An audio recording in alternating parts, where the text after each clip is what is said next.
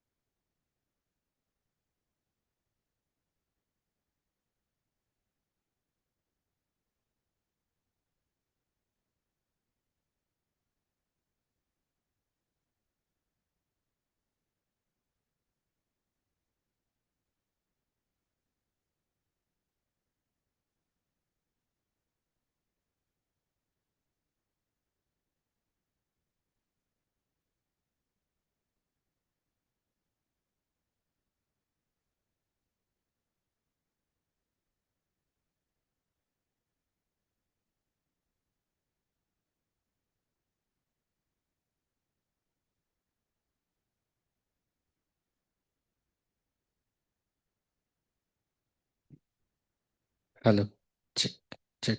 Hello, one, two, three. Hello.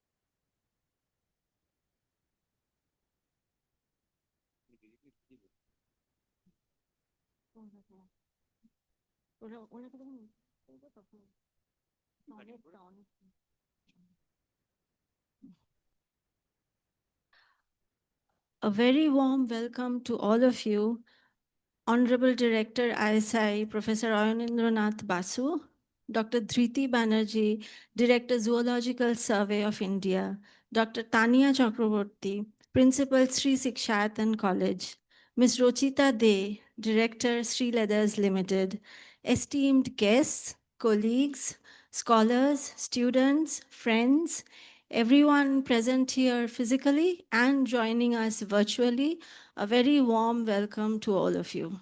It is indeed my great honor and privilege to be addressing you this lovely spring evening on the occasion of International Women's Day 2026.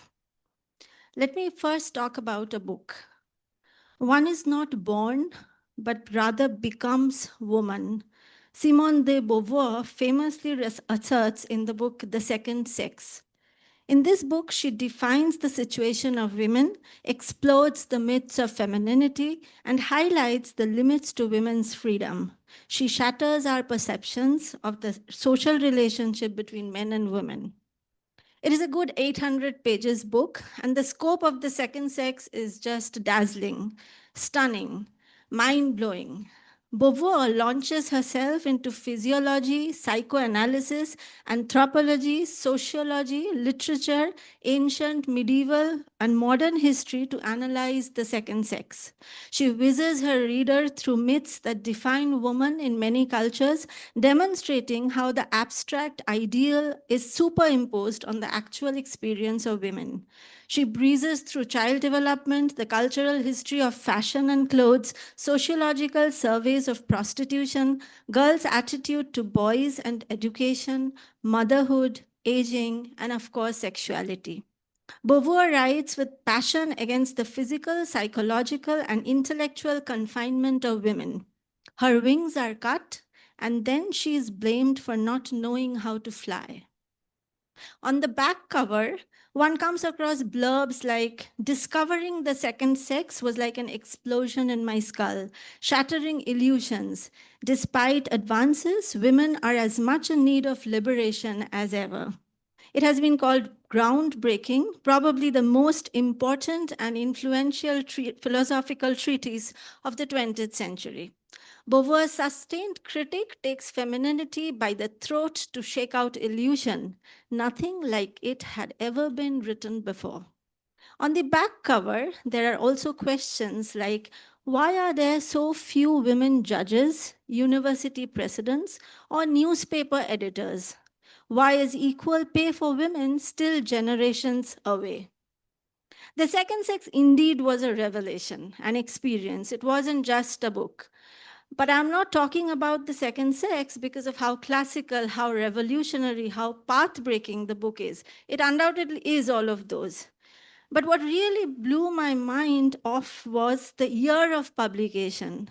It was first published in 1949, so almost 80 years back. Yet the questions and the contexts are just as relevant today as it were in the 1950s. In a way, therefore, celebrating Women's Day is really about pausing, pausing to think why the questions haven't changed all that much, pausing to ruminate about whether we can answer them, pausing to ponder whether the answers have changed. Just as much as it is about commemorating progress and success of women, it is also about grappling with uncomfortable truths. Truths like 1 in 3 women will still experience physical or sexual violence in her lifetime, a statistic that has remained largely stagnant for decades. Truths like, still, less than 20% of world's landholders are women. Around 40% of rural girls attend secondary school.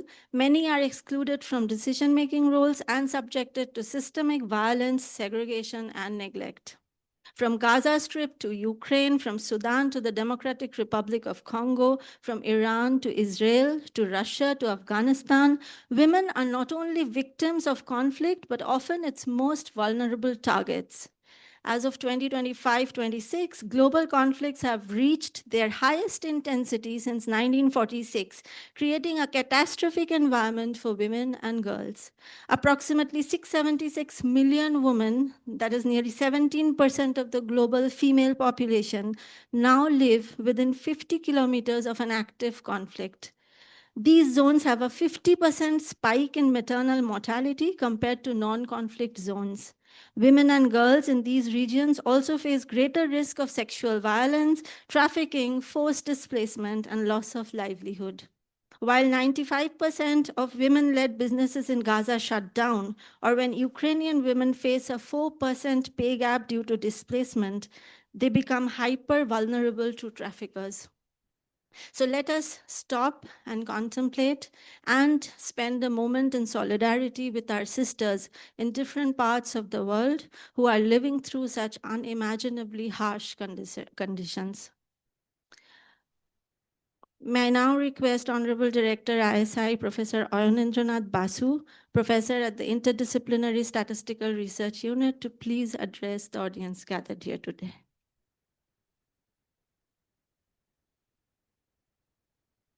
And kindly please silence your mobile phones. Thank you.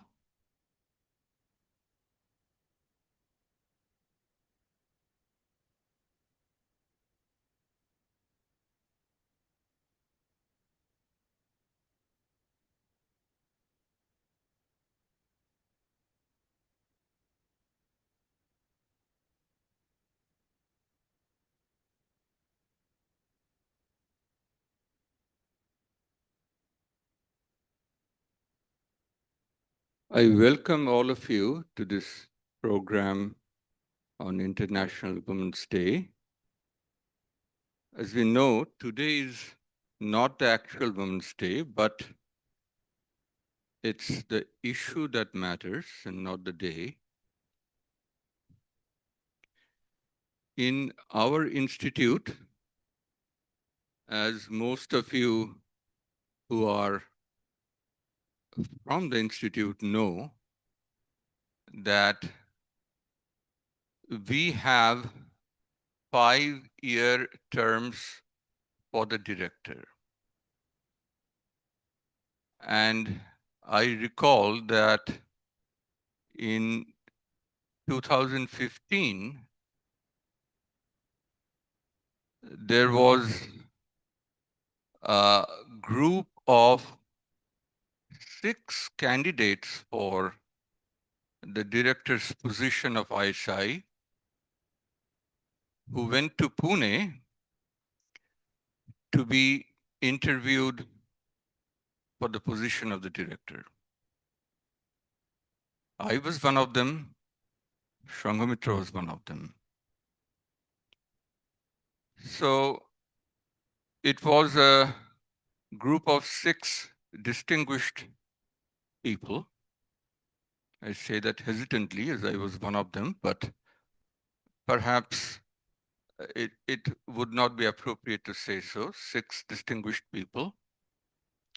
And there was a distinguished committee of 3 members, Arun Shauri as the chair, Govardhan Mehta, Professor Govardhan Mehta, Director IISc, as one of the members.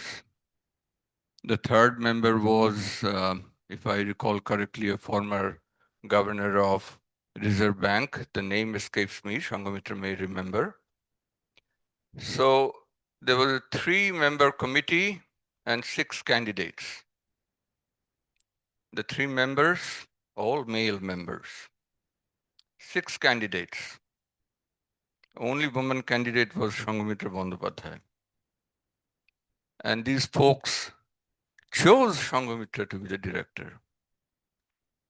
And so I ask all of the organizers here, Shomunatra, Shorbani, Kajuri, Shamolina, Shreya, Devaruti, what better publicity do you need for International Women's Day?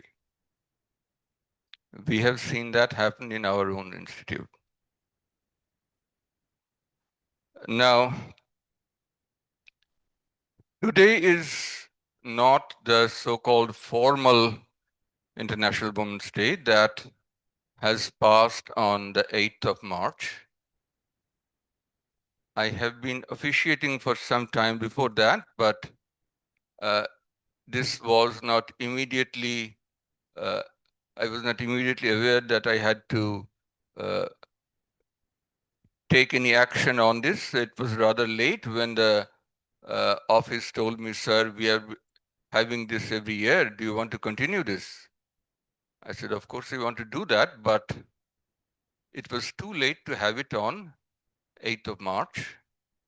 And they needed some time to get eminent people to be with us on this day. So we are having it today. This is perhaps just as well. I really do not sometimes understand to pinpoint one particular day as the day for a particular event. International Women's Day on 8th of March, and we forget all about women on the other days. This is something I face every year as part of another organization of which I am a part, Tagore Research Institute, where we see every year 25শে Boishakh সকালবেলা সারা শহর জুড়ে রবীন্দ্র ভক্তির বন্যা বইতে থাকে। একদিনের মধ্যেই তা অবসিত হয়। So a particular day to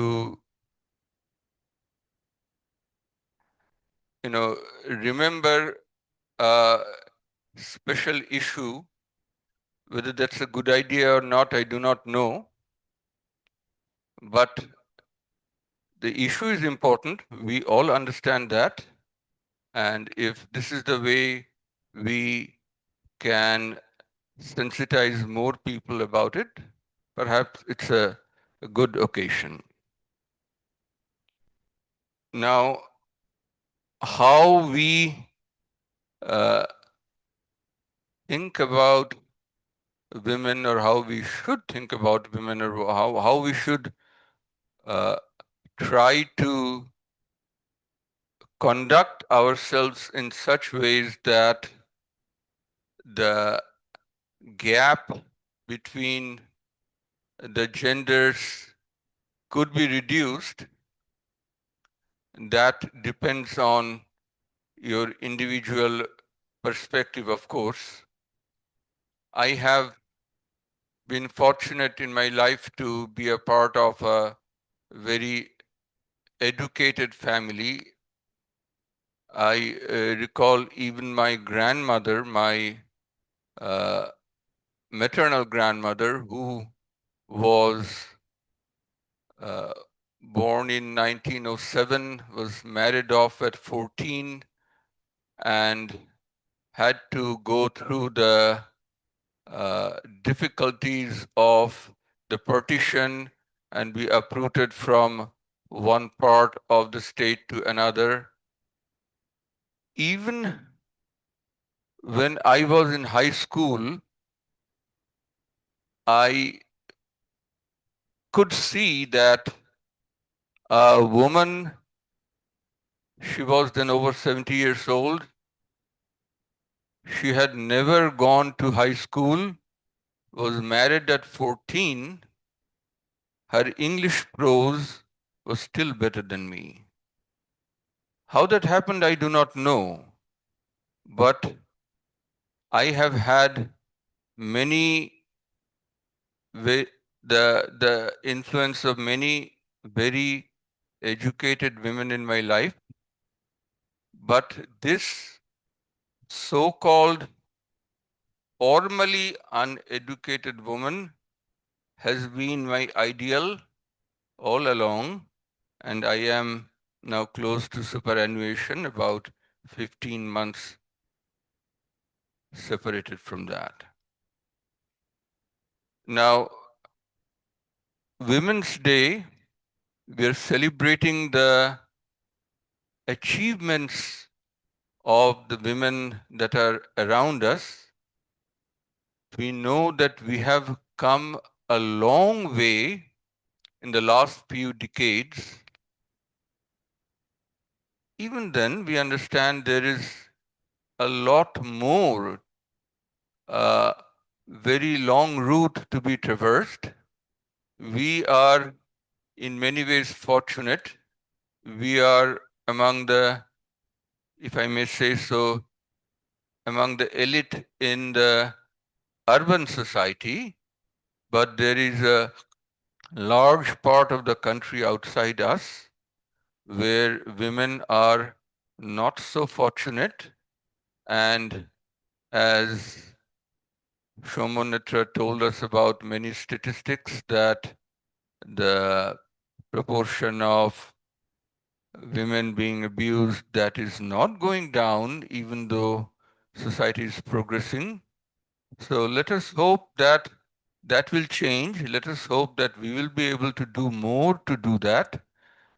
And let us hope that today's speakers will give us some new pathways through which this can be achieved. So I welcome you all to this program today, and I look forward to hear from our distinguished guests about what new avenues to empower women they can suggest to us. Thank you very much.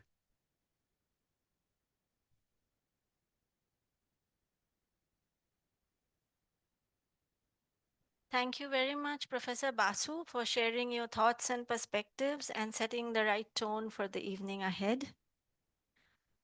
Sauvali was a Vaishya maid in the Kuru household who became the mother of Yujutsu, Dhritarashtra's only son to survive the Kurukshetra war because he joined the Pandavas.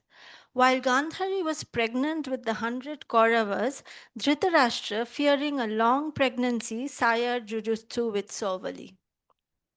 When the king decides to take you, the eyes arrive first, not his own, for he is blind.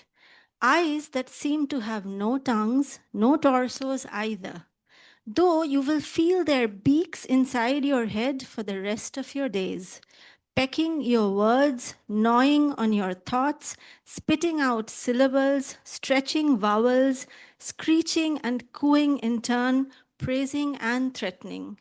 It is an honor, they crow, that you must strive to deserve.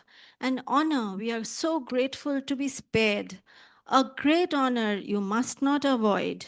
An honor you cannot refuse, they caw, as though you don't know that. When the king decides to take you, there is nowhere to run. The land is his, the rivers are his, the sky too, the birds dwelling there bemoan. When the king decides to take you, there is nowhere to hide, with earth and heaven and hell his turf. When the king decides to take you, no one comes to the rescue. The gods are his, myth and legend, too his own. Our next speaker will now talk about how we people, we human beings, may have turned into all powerful kings, leaving nature nowhere to run, nowhere to hide, reducing them to be sovalis of modern times. May I now request Professor Sharvani Palit, Professor of the CVPR, Computer Vision and Pattern Recognition Unit, and the Chairperson of the Women's Day Celebration Committee, to please address the audience.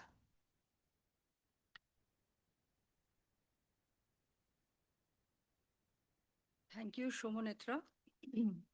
I join our director in extending a very warm welcome to everybody First, our eminent and distinguished speakers who have taken the trouble to come here and recount their experiences and struggles. And next, the audience around whom the program revolves. International Women's Day aims to collectively contribute towards addressing gender issues and the welfare of women. The United Nations focus is rights, justice, action for all women and girls. Any action starts with the awareness of the problems faced by women around us, which is one of the key motivations of holding the International Women's Day programs. But taking cue from what Professor Basu said, this should be the starting point, and this is something which we should resolve to carry forward, not just finishing it in one day. Women around us is a diverse lot, and they are changing constantly. Our society is in a state of flux due to various reasons. There is a great deal of domestic and internal displacement, as also mentioned by Shomonetra. Thoughtless and selfish actions, often in the guise of development, result in large-scale displacement of people in which women are usually worst affected. Among the recent developmental projects, there are a number of private ports that are coming up in the west coast of India. I was particularly moved by a thorough report brought out by an NGO on the plight of the coastal community at Keni near Ankola in the Uttara Kannada district of Karnataka, which is the intended site of a huge, implying 92 million tons per annum cargo, deep water commercial port. Such a construction would deal a death blow to the biodiversity of the region, its mangroves, its turtles, dolphins, otters, fish, and of course contaminate the water. The community is a mixture of agrarian and fishing dependence. There are already a large number of infrastructural as well as industrial projects in the region and a naval base which is still expanding. There is a major port at New Mangalore and several non-major ones at Karwar, Belakiri, Honavar, etc., which are largely underutilized. The region is prone to flooding and landslides. You may recall the deadly landslide of 2024 at Angola. Such disasters are expected to increase with dredging, land reclamation, and more damage to the already fragile ecosystem. As expressed by a study conducted at the Indian Institute of Science at Bengaluru, the ecological carrying capacity in water, forests, coastal zones, and biodiversity of the area needs to be very seriously monitored. I would end by reading out the anguished words of a woman from this threatened community as quoted in the NGO report. This is the NGO report, which you can take a look at later. Sir, my name is Lakshmi. Just save our village, our water, and our sea for us. That is enough. We don't want anything else. We will face a lot of trouble here. My husband works hard just to be in a position to bring home 1 kilo of rice. We eat that 1 kilo of rice with pride. We manage our children's schooling and education with just that. But we will never stretch our hands at the mercy of others. That is the situation we are in. It's enough if you just save this for us. We do not want this commercial port. No one here wants it at all. Everyone is anxious. We can't sleep day or night. We can't even eat properly. We have seen with our own eyes what has happened in other surrounding villages like Chande and Mudga. After losing everything, they go to others and say, "Please give us work, sir. We do not want that situation to come to us." Thank you.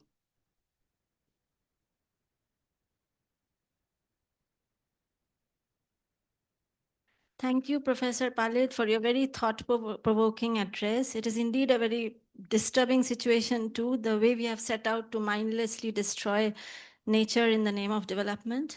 Hope we can check this trend before things get completely out of hand. I don't read men, and I couldn't exactly tell you since when. And my partner doesn't read women. And we are both aware, and sometimes I think gender is more real than I've been led to believe. And we both occupy it like our own favored armchairs. The sweep of him polishing his brown leather shoes matches me wiping off the nail paint from my toes. And that is not to say we couldn't switch places. And that is not to say one is more powerful than the other, and how typical we must seem to ourselves. And he carries the heavier grocery bags, and how little I trust that image versus the following words he said to me. Internalize this. You are bigger, better, stronger than me. And let me be the first to say, yes, I am. Even the most modern lives are gendered in very subtle ways. So maybe gender inequality is just imagined, just our fancy excuses to celebrate Women's Day like this. Maybe we are occupying our own favored, comfortable armchairs that we don't want to leave, don't want to switch. How much of gender inequality is actually there and actually real, and how much of it is imagined? Let us invite our chief guest for the evening, Dr. Dhriti Banerjee, to gain some insights. Dr. Dhriti Banerjee made history as the first woman director of the Zoological Survey of India in its 100-year legacy. She has been featured in India's today's top 100 women achievers of 2024, the ultimate she list alongside President Draupadi Murmu. Conferred with the highest academic honor, a DSc degree in life sciences, she has revolutionized animal taxonomy with more than 500 research publications and around 15 species named in her honor. Dr. T.N. Anant Krishnan Award 2022, H.R. Mehra Award 2023, and Nathaniel Wallach Felicitation Award speak loudly of her taxonomic prowess and groundbreaking research initiatives. She has received innumerable national accolades like the Lifetime Achievement Award in Zoology, Nari Shakti Samman 2022, Outstanding Women Achievers of 2022 by Bharat Chamber of Commerce, and Women's Leadership Award in 2024. Dr. Banerjee has also been celebrated at international platforms like the Women's Economic Forum Netherlands in 2022, where she received the Exceptional Woman of Excellence Award. She has also received the Global Inspirational Award 2023 at the British Parliament, Palace of Westminster, London, for excellence in wildlife conservation leadership. She has represented India on prestigious global platforms, including the 19th Conference of the Parties in Panama City and the IUCN World Conservation Congress 2025 in Abu Dhabi, amplifying the nation's voice in critical biodiversity conversations. Very recently, in January 2026, she has been conferred with the Bongo Gaurav Samman, and a stamp was released in her name by India Post. This Women's Day 2026, she has been awarded the Honoring Excellence Award by the national TV channel Zee Bangla.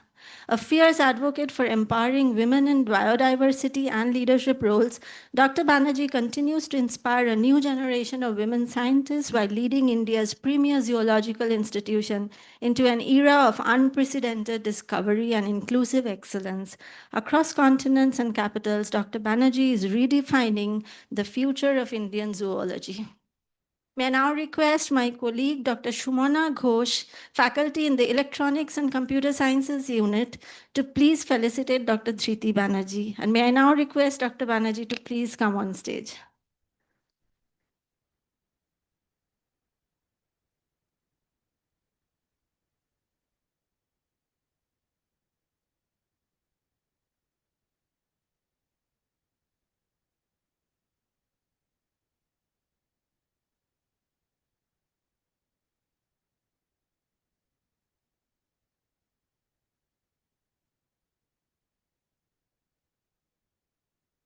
Detect করছেন?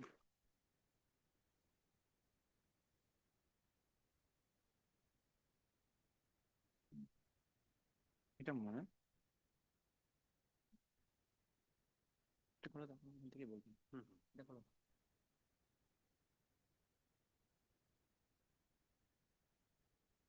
Dr. Banerjee will speak on The Girl Interrupted. The stage is all yours. Should I? Which is your present? First one.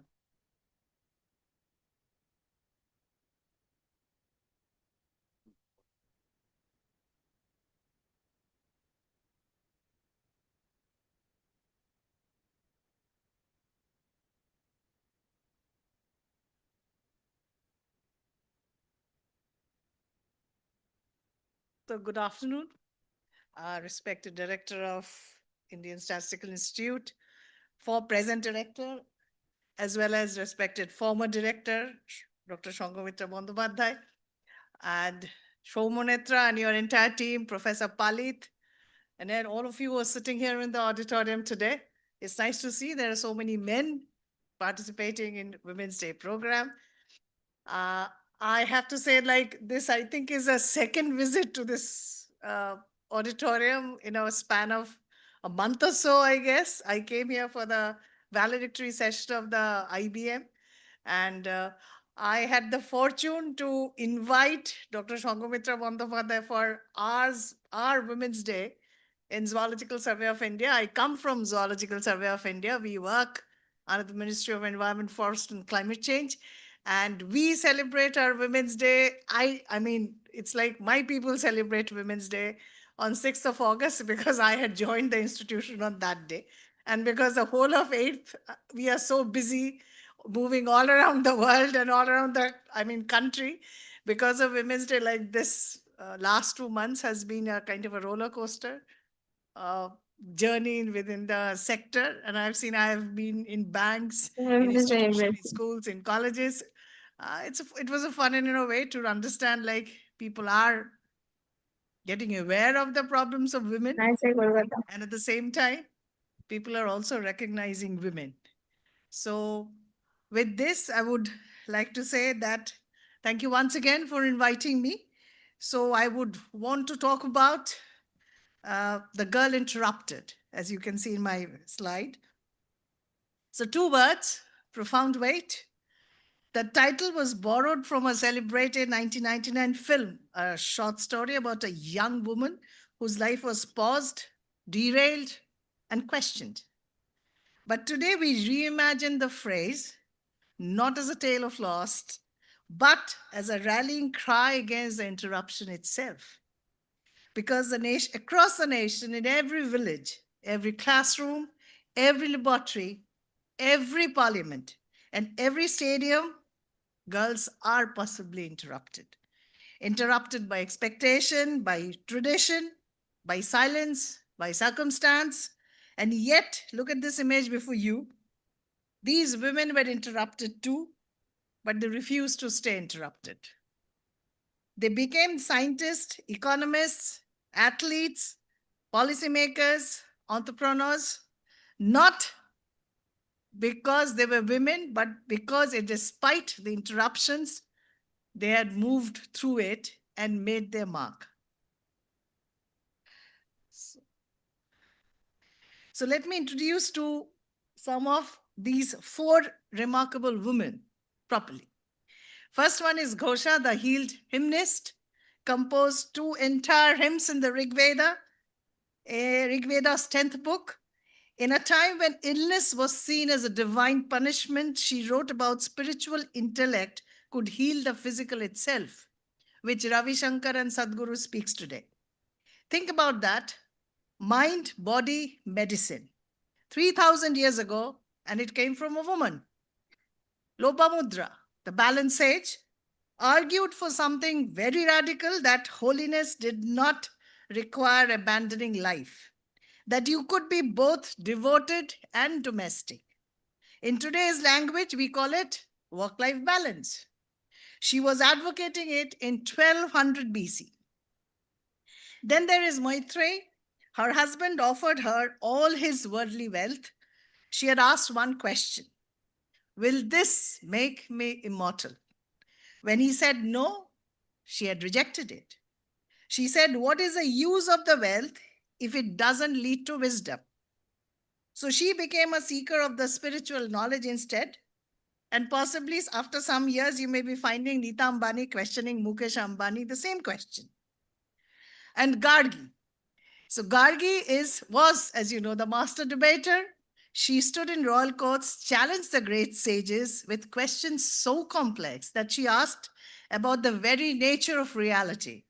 What holds the sky up, the earth, and the time itself.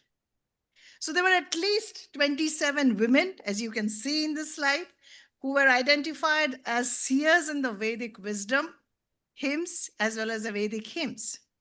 27 women whose words were considered so profound, so essential, that they became scriptures. And now you can see all of it running in the Facebook pages as reels as Sanatan Dharma. So now let me show you what the interruption looks like.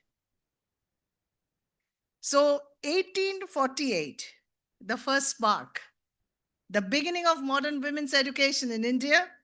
1886, Savitri Jyotibai Phule becomes the first female teacher who founds India's first girls' school.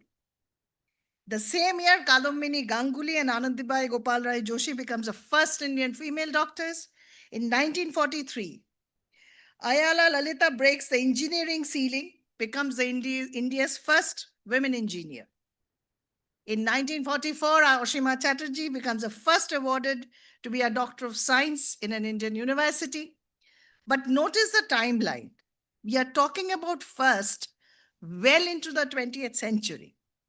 For a civilization who had women philosophers 3,000 years ago, we are talking about women empowerment into the 20th century. Fast forward, Kamal Ranadev established India's first tissue culture laboratory, 1978, that in 1960. 1978, Kiran Mazumdar Shaw becomes India's first women science entrepreneur. 1983, Indian women reach Antarctica. 2011, Tessie Thomas heads a missile project. A first. 2017, Soumya Swaminathan becomes WHO's Deputy Director General. 2019, Gagandeep Kang elected as a Fellow of the Royal Society. First Indian women. In 2020, Chondrima Shah becomes first woman president of the INSA, and we are climbing. But we are climbing a ladder that shouldn't have been taken away in the first place. So here's where the story has a paradox, gets into a paradox. 35% of the students in higher education, you must also be noticing, are women.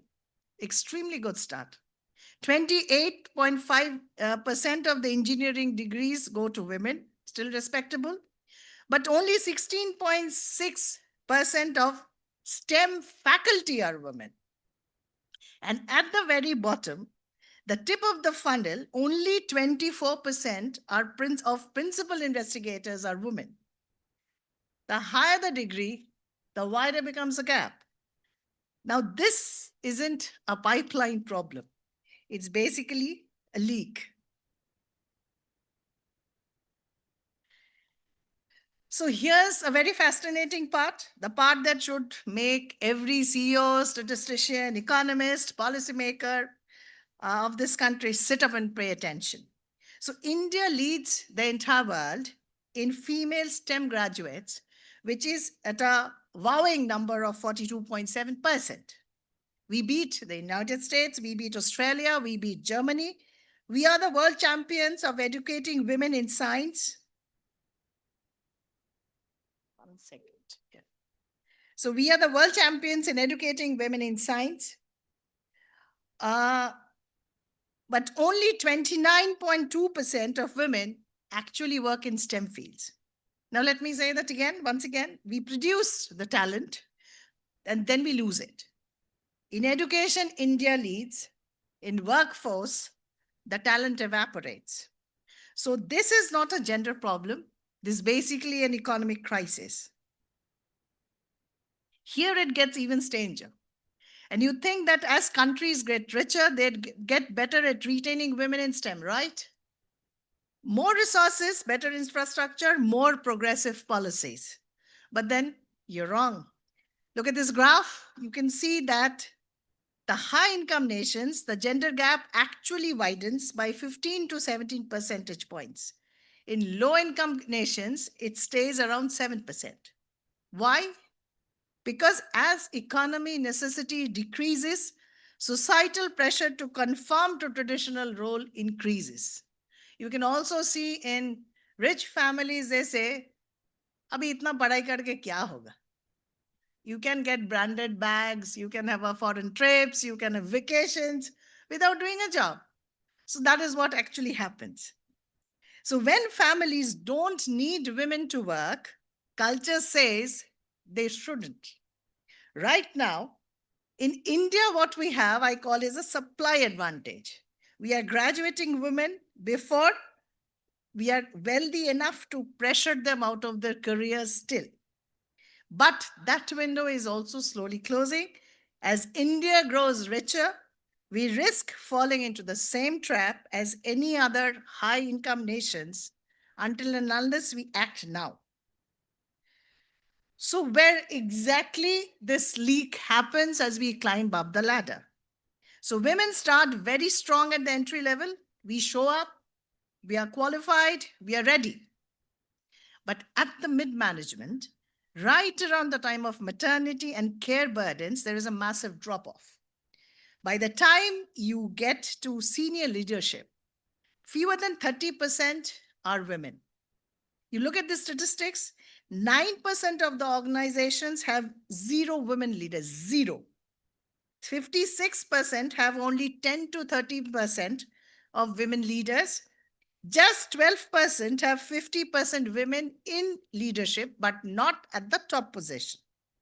Now, this is a leak, and it has a very specific location, which is usually in the mid career. So, let me trace this for you. We start at 42.6% female STEM graduates in 2021. World leading numbers, as I repeat, world leading numbers. Then comes a mid career crisis, motherhood, care burdens, and the expectations to choose. And by the time we reach the leadership positions, research and development, we are down to 18.6%. From 42.6 to 18.6, it's a nosedive basically. It's not a leak. As I say, it's an hemorrhage. So let me ask the obvious question, the one around which we all dance around. So why there are so few CEOs, women directors, women scientists, women founders? Is it because women aren't ambitious? No, definitely not. Otherwise, you would be sitting in front of me here today. Or is it because the women are not qualified? Again, no. Then also you won't be sitting here in front of me today. Is it because women don't want it? Absolutely not. It's because of this, what I call as a corporate chakravyuh, the labyrinth. Women face not one barrier, but three concentric barriers. The one is a societal barrier, which is a double burden. Women carry disproportionate childcare and elder care duties. However much we talk about equality, gender equality, বাড়িতে কাজের লোক যদি না থাকে ঝগড়া অনবদ্য. You will not survive one day. You rather pay your whole salary behind hiring a kajer lok to maintain peace at home. So, this isn't anecdotal. It's documented, and I'm sure you may be suffering the same thing. The second is organizational barriers, which is the old boys club, boardroom bias, silence on female nominations. When was the last time you saw a board actively advocate for a women leader?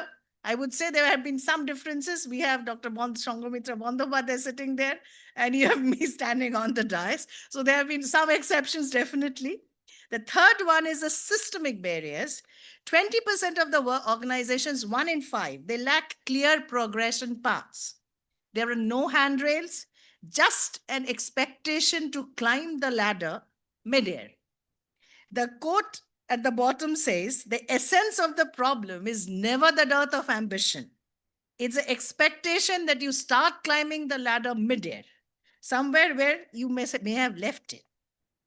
So the double burden, what we speak about very specifically, on one side, there are career demands, academic housekeeping, admin work, which takes precedence over actual research, which has happened in my case. And I'm sure senior people sitting here, faculty will also be, you're doing paperwork, you're doing budgeting, you're doing কোথা থেকে টাকা আসবে, কোথায় খরচা করবো, জেমে কি করে procurement হবে, আলটিমেটলি গিয়ে পিও কি করবো, ওই করে আমার সারাদিন চলে গেল। তারপরে parliament session, parliament question, the year goes off. So I've seen brilliant scientists who spend more time on paperwork than in field, and I myself is a big example of that. When I started my career, it was in Bhalukpong. I was 28 years at that time. We had gone trekking right up to Bhalukpong, then up to Tawang, and we did stay there for 22 days. And the only park at that point of time, we had very little money also at that point of time. So in that guest house, IB, there were no rooms to stay because it was taken over by the mantri and his entourage. So finally, they had opened the VIP room for me because that was the only one which had an additional toilet. So I was allowed to use the VIP room toilet. So then I bribed the caretaker, and then I said, "Ye wala room mein kya hoga? 200 rupiya dene se rehne doge?" Then he said, "Madam, is room mein Shah Rukh Khan the," because if Koila was shot in Bhalukpong at that time. So I was very impressed. I said, so first thing when I came back to Kolkata, I said, 30 টাকা হলে কি হবে, শাহরুখ খান যে বিছানায় শুয়েছে সেই বিছানায় শুয়ে এসেছি। My next team who was going was my next door neighbor, next door scientist. So he comes and very, I mean, conspiratorially asked me, এই মাধুরী দীক্ষিত কোন বিছানায় শুয়েছিল? আমি বলেছি একটাই ঘর, একটাই বাথরুম, পাশের খাটটাই মাধুরী দীক্ষিতের ছিল, তুই অত চিন্তা করিস না। So that's the way we had started our careers. I had gone diving in Andaman. We had gone up to Rotang Pass. We had worked in Ladakh. We had worked in Rotang, Gulf of Kutch, here on the other side of Northeast, Gopalpur. We have worked all over the country basically. But then now all I'm doing is sitting. I can't even get up from the chair because it's either I'm looking at the computer or I'm looking at the files in front of me. So that's what is happens anyway. No cribbing. So on the other side, as I said, first one is the admin over research. The second one is a care cliff. The mid-career coincides with childcare and elder care responsibilities and the invisible load of managing the home front, which we all say we do it very bravely. But I'm sure everybody is tired. You hate when you have to go back home and then make that cup of tea. So we rather invest our money in getting the robot Grok, which Elon Musk will be making in years of course of time. And maybe in 10 years of time, I'll invest my pension for that. So anyway, 2 microscopes in this image, as you can see. One is labeled career and the other one is labeled as care economy. So women aren't failing to balance these. They are trying to balance these, but women are being asked to operate 2 microscopes simultaneously when men operate only one. So this is where is the flip side of the coin. So here's the data. 85% of the women report missing a raise or a promotion due to gender. That's not an APAC average, which is already terrible at 60%. This, for India, it's specifically 85%. Why? Number one, because of the boys' clubs, informal networks that exclude women. This I have to, even if there are so many men sitting in the audience, thank you for that. And also for paying attention, barring one or two of you who have fallen asleep. Any women will be knowing, we will be discussing that there are so many transactions and deals over a glass of, with a, what they call as glassmates. So that is a point where I think many women falters when they're going up the ladder, especially in corporate sectors.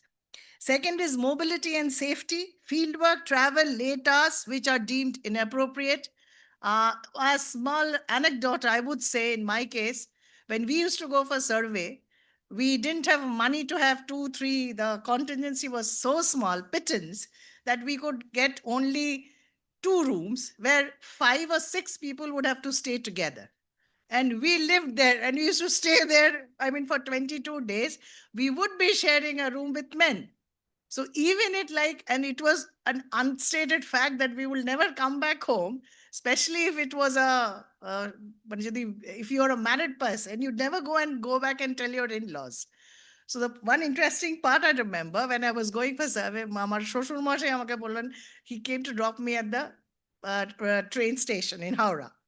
So then he said, first thing he asked me, তুমি কি একা যাচ্ছ? আমি বলছি, কেন, আরো তো 6 জন আছে।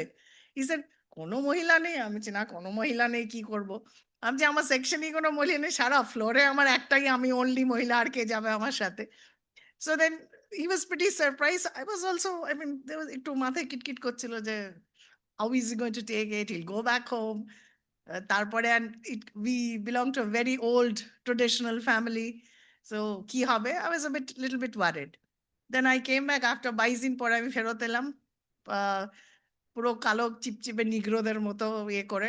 When we go back home, তো after, I mean, I reach home 2 দিন পরে, so there was a big gang of men who came over. আমার শ্বশুরমশাই কালীঘাট বয়েজ ক্লাবের an active member ছিলেন। তো he had called in his friends to and introduce me to them, যে আমার বৌমা কোথায় অরুণাচলের তাওয়াঙে গিয়ে এক্সপেডিশন করে এসছে with 5 or 6 men in our team. And I was the second leader. I mean, the leader was a man, I was the second senior most. And it was such a proud moment when he said, and that had actually changed my perspective, that we do also carry a burden in our head, that we may not be looked at things. As I said, we traveling late hours, which are deemed to be appropriate. We are still lucky that some of the people around, they don't think it is inappropriate. And that's what gives the edge to those people who move out, or to the women who move out. So third one is the lack of role models, where you can't be what you can't see. This is something which is very, very important. So for every 100 men promoted to a manager, there are only 87% women who are promoted. And then there is a broken rung, the first step of the ladder. This gap compounds at every level, which is why by the time you get to the top, there are only 8 CEOs of which are women, 8% which is who are directors of institutes, 8% who are leaders in some industry or in some enterprise. So we are not stuck at the glass ceiling. We are stuck at step 1. And this is not just corporate India. If you look at our democracy, see, we have almost 50%, 49.7% I think is a women. So it's almost 50%. 2019 statistics, only 9% of the MPs and MLAs were women.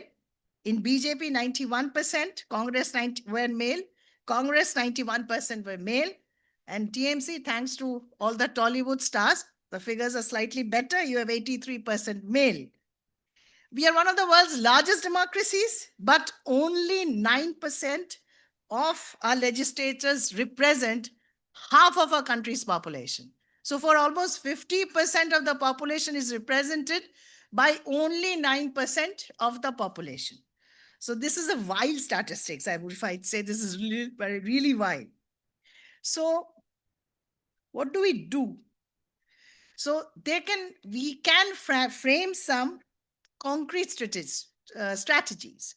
So there we can talk about 3 concrete strategies, like the mid-career fix.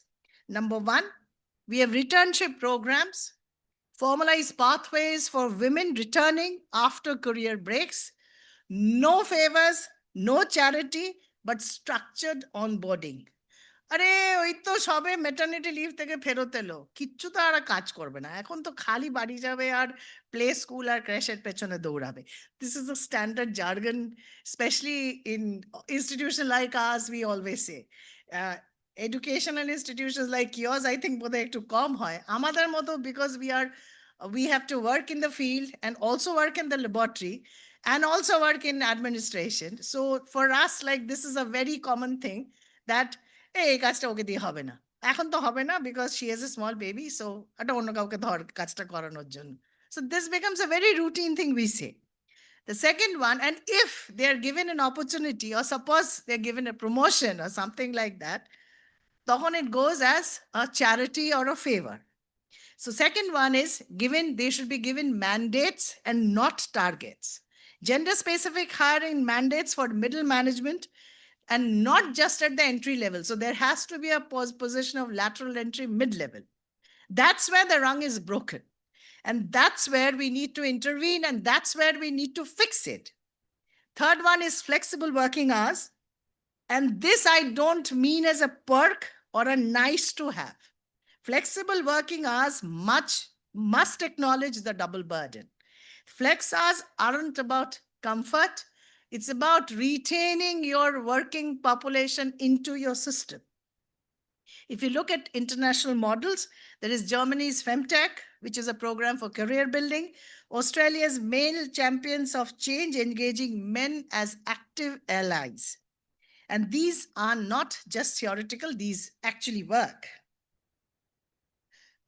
So let me be absolutely clear about something like gender diversity is not a charity which is done that because women need to be there or women representation has to be there. We often do it. We are setting up a committee for some kind of a selection or a board or something, and then we say, oh, eta mohila nite hobe to, and then you start thinking. So first you think about 10 men, and then you strike off 2, and then you take in 2 women because there has to be women representation. No, it should not be like that. We should start off on equal footing, 5 plus 5. And that's where it is the first step. So gender diversity hence becomes a strategy. So innovation is diverse workforce drive higher productivity and creative problem solving. This is proper data. It's not just an opinion. Superior skills. Study participants rated women as superior multitaskers and networkers. Critical skills for agile leadership in the 21st century. So women, please give yourself a clap for that. So you are better placed for taking on the 21st century. The third one is the global goals, which is the United Nations Sustainable Development Goals 4, that is education, and SDG 5, which is gender equality. They are unattainable without retention. And here's the bottom line for India specifically, that India is sitting on a gold mine of 42% STEM graduates. Activating them is the single biggest lever for economic growth. And only women can make sustainable, an environment sustainable, even if it is properly, thoroughly unsustainable. That is the biggest thing we do. যখন বাড়িতে দেখবেন কিছু ফুরিয়ে গেল, মাকে যদি বলি ফুরিয়ে গেছে, বলে না বলবি না ফুরিয়ে গেছে, বলবি বাড়ন্ত। So this is the thing which we learned from our childhood, that there is always something to fall back on, and that I think you save back something for the future. So you will always see সবসময় আমরা দেখবো যে কোনো একটা কৌটোর মধ্যে হয়তো চাল বা একটু চিনি রাখা থাকে, স্পেসিফিকলি চিনি আর নুন। there is always an emergency stock, যে ফুরিয়ে গেলে যেন ওটা পাওয়া যায়। সো ওটাকে তখন বলবি না ফুরিয়ে গেছে, বলবি বাড়ন্ত। another thing also I would like to share about sustainability is একটা ভীষণ এক্সপেন্সিভ আই ক্রিম কিনেছি, দিয়ে আর প্লাস্টিকের টিউব টিপে টিপে আর বেরোচ্ছে না। তো I was thinking একেবারে এত তাড়াতাড়ি ফুরিয়ে গেল, তারপরে I was calculating এত দাম, তো I was thinking of throwing it off. তো আমার যে কাজের মেয়েটা থাকে আমাকে বললো, বৌদি কাঁচি দিয়ে কাটো, ভেতর অনেকটা থাকবে। And then when I split it, I was so happy. আমি তো অলমোস্ট যদি 8,000 টাকায় ক্রিম হয়, আমি তো 6,000 টাকা ডাস্টবিনে ফেলে দিচ্ছিলাম। I was so happy. আমি বললাম তুই আধঘান এনে তুই মাখ আর বাকিটা আমি মাখি। So as I said, sustainability of any form, especially when you're talking about environment, because I come from an environment background, so it starts with women. And I think my previous speaker has also spoken about it a few minutes ago. So now here is where we get a little bit wrong. Women in most cases are over-mentored and under-sponsored. So let me explain the difference. Mentorship is giving advice and guidance. Someone tells you how to navigate the system, which you get all the time. তোর এটা করা উচিত, তোমার এটা করা উচিত, তোমার এখানে অ্যাপ্লাই করা উচিত, ওখানে যাওয়া উচিত, অত দূরে গেলে হবে না, এর সঙ্গে এরমভাবে কথা বললে চলবে না। We are continuously bombarded with advice. But sponsorship, very rare. Sponsorship is power and access. Someone opens door for you, someone advocates for you in a room where you are not present. That is something which is very, very important, that you are spoken about in a room where you are not there, and you are spoken about because you are an efficient person, better for the post, better for the organization, better for the institution, better for the industry, better for the country. So there are 3 action points in this. One is a senior allyship, where leaders advocating for women behind closed doors, in promotion committees, in boardrooms where decisions are made. Second is board representation, mandating women on boards to change decision dynamics, and not like whether women will be agreeing or whether women will be expected to agree with 10 other board members, but the women will be having the freedom to say, no, I don't agree with what you are saying. The third one is role models. Visibility of, specifically in STEM fields, visibility of STEM leaders to counter social bias. You can't be what you can't see. So there has to be role models in front of women to emulate and to move forward. So the culture shifts is very, very important in this case. So if you're talking about culture, say 63% of women are satisfied with training programs, but the gap exists anyway. The bottleneck in this culture is not about culture, it is about capability. So here what we need is 2 fundamental shifts. Number 1 is to move from equality to equity. So stop giving everyone the same ladder. Provide different support for different women at different starting points. Women carrying care burden need different infrastructure from a woman who doesn't. If a person doesn't have a family, her requirements will be different from a person who has a family. A person who has a family with only a child and a husband will have one set of requirements, as opposed to a person or a woman having a family with aged in-laws, aged parents, and a child and a husband. So everywhere the dynamics has to be different, and the support has to be given like in that manner. So the shift has to be from equality to equity. Secondly, the male ally. Gender parity is not just a women's issue. Men must also have a share of domestic load. As I was telling a few minutes back, that in Western countries, all divorces start from who is going to throw the trash today. So until that happens, no corporate policy will ever close a gap. So you can't, as I say, you can't be what you can't see. So women at the desk, she needs to see herself as a leader, and she needs to see the reflection as a leader, and then only she can claim the leadership. So if we summarize the whole thing, so if we bring everything together, so let 85% of women, they face gender bias. Highest is in the APAC. The pipeline leaks because at the base, because of potential versus performance. Men are promoted on future potential. Women required to prove their continuous performance, past performance, and present performance. The continuity trap. Maternity leave is seen as a gap rather than as a phase. Mentorship versus sponsorship, where advice is a given, but you are not given access. So that is also very important. So this has resulted this cost of inaction is pretty high. It's almost figured to be 700 billion. Whereas closing the gender gap could actually add $700 billion to India's GDP by 2025. So what must transform them? So the first will be to track first level promotion rates, the broken rung, the standardized evaluation platforms, eliminate the gut feel that she is not right, and an ambiguous feedback. হতেও পারে ভালো, ভালো হতে পারে, ভালো নাও হতে পারে, আপনার যা মনে হয়. That is also a very bad, ambiguous feedback. Formalizing sponsorship. That is very, very important. Invest in formal programs connecting high potential women with powerful advocates. Refine leadership traits. Shift corporate culture to value collaboration, empathy, agility alongside traditional metrics. So here we have some recommendations from the education sector. We have evidence-based advocacy, supernumerary schemes where IITs have done it. They have added 20% females to their total people who are enrolling. Reduced coaching costs, teacher training, curriculum integration, and public-private investments. So these are some of the investments which are already running in our country. The workplace basically has three pillars, should be having three pillars. One is experience, one is retention, and the third one is leadership. Companies like IBM, Unilever, Microsoft, they lead with flexible policies and returning programs.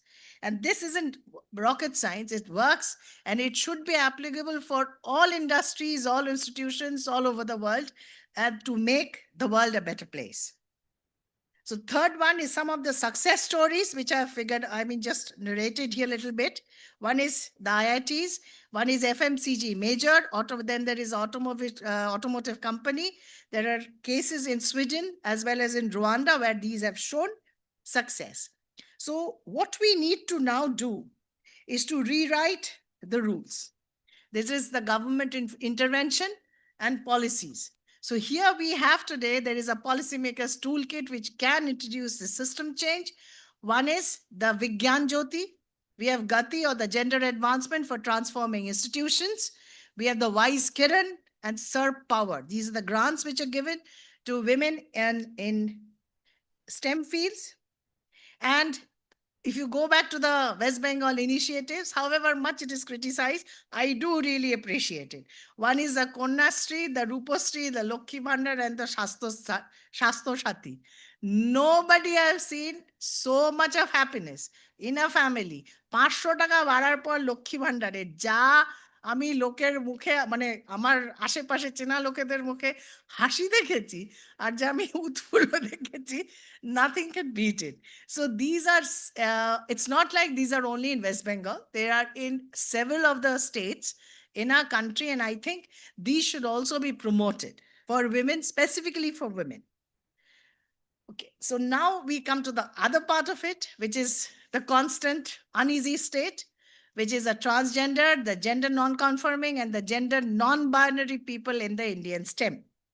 Normally, we don't want to brace this issue for the simple reason that nobody wants to speak about it.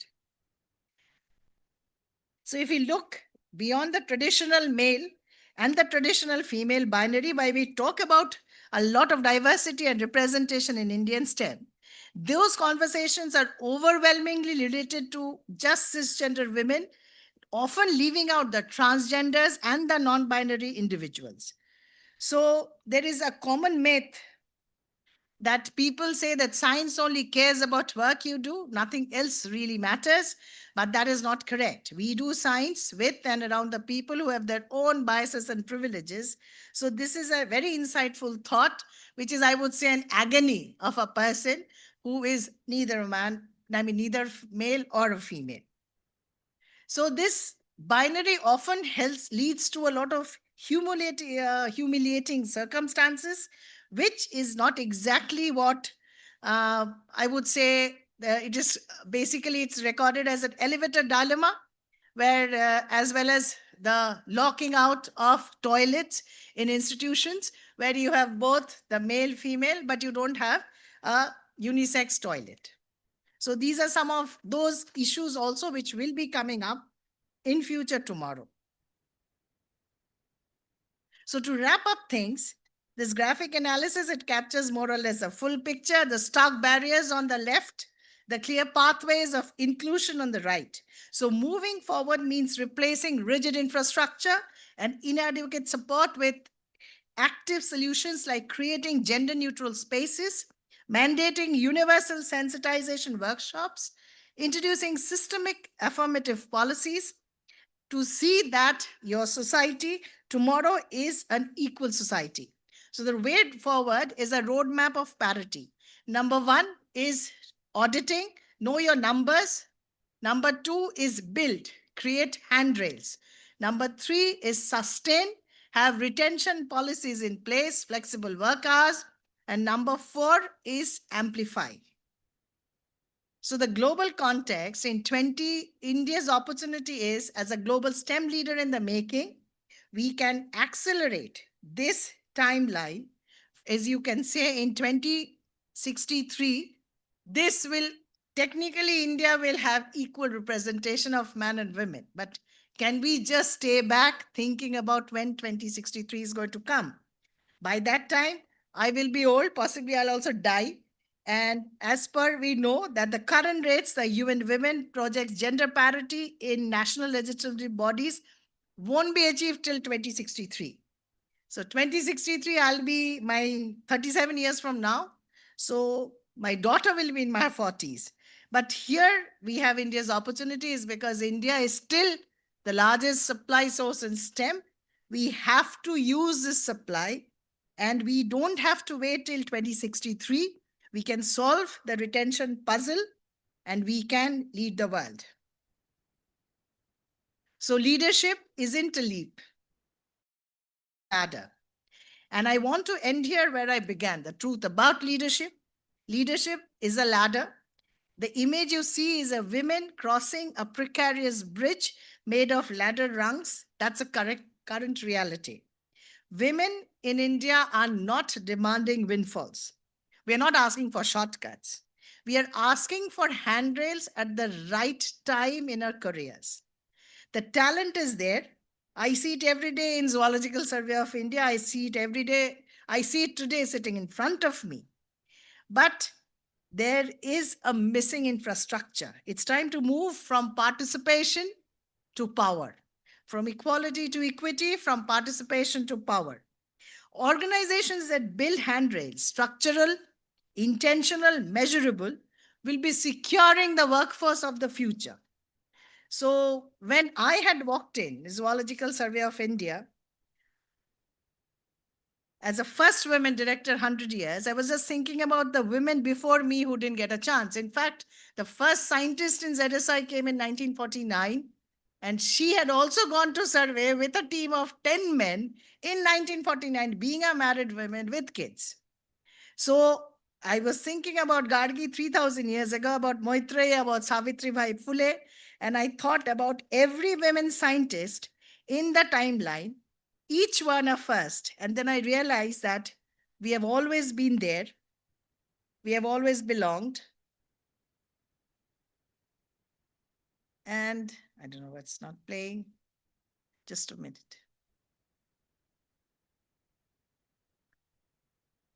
You have an audio there? No. Can you help me play it?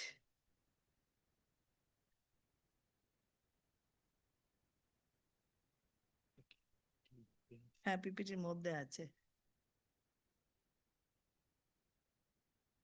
Separate team or embedded within it? It's embedded. Oh. So, okay, this is a video. Okay, I'll go to the last video. Yeah. But you don't have the audio. Not coming on the screen. Technology আপনারা আমি কিন্তু biology, আমি no tech. এই তো এসে গেছে, এবার play করে দাও। স্ক্রিনটা ডুপ্লিকেট করে দাও। আমাকে দাও, ওটা আমাকে দাও। Play. এখান থেকে প্লে করলে প্লে হয়ে যাবে মনে হচ্ছে। হ্যাঁ, ভিডিও দাও, মানে অডিও দাও, প্লে করে দাও। Yeah.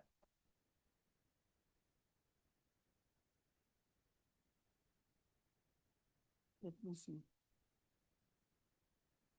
লেখাটা আসছে না কেন? Okay. This is a video.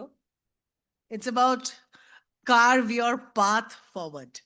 So thank you so very much. Thank you for your patient listening. And a very good afternoon, evening to all of you who are present here. And thank you for giving me this opportunity to speak to you today. Thank you once again.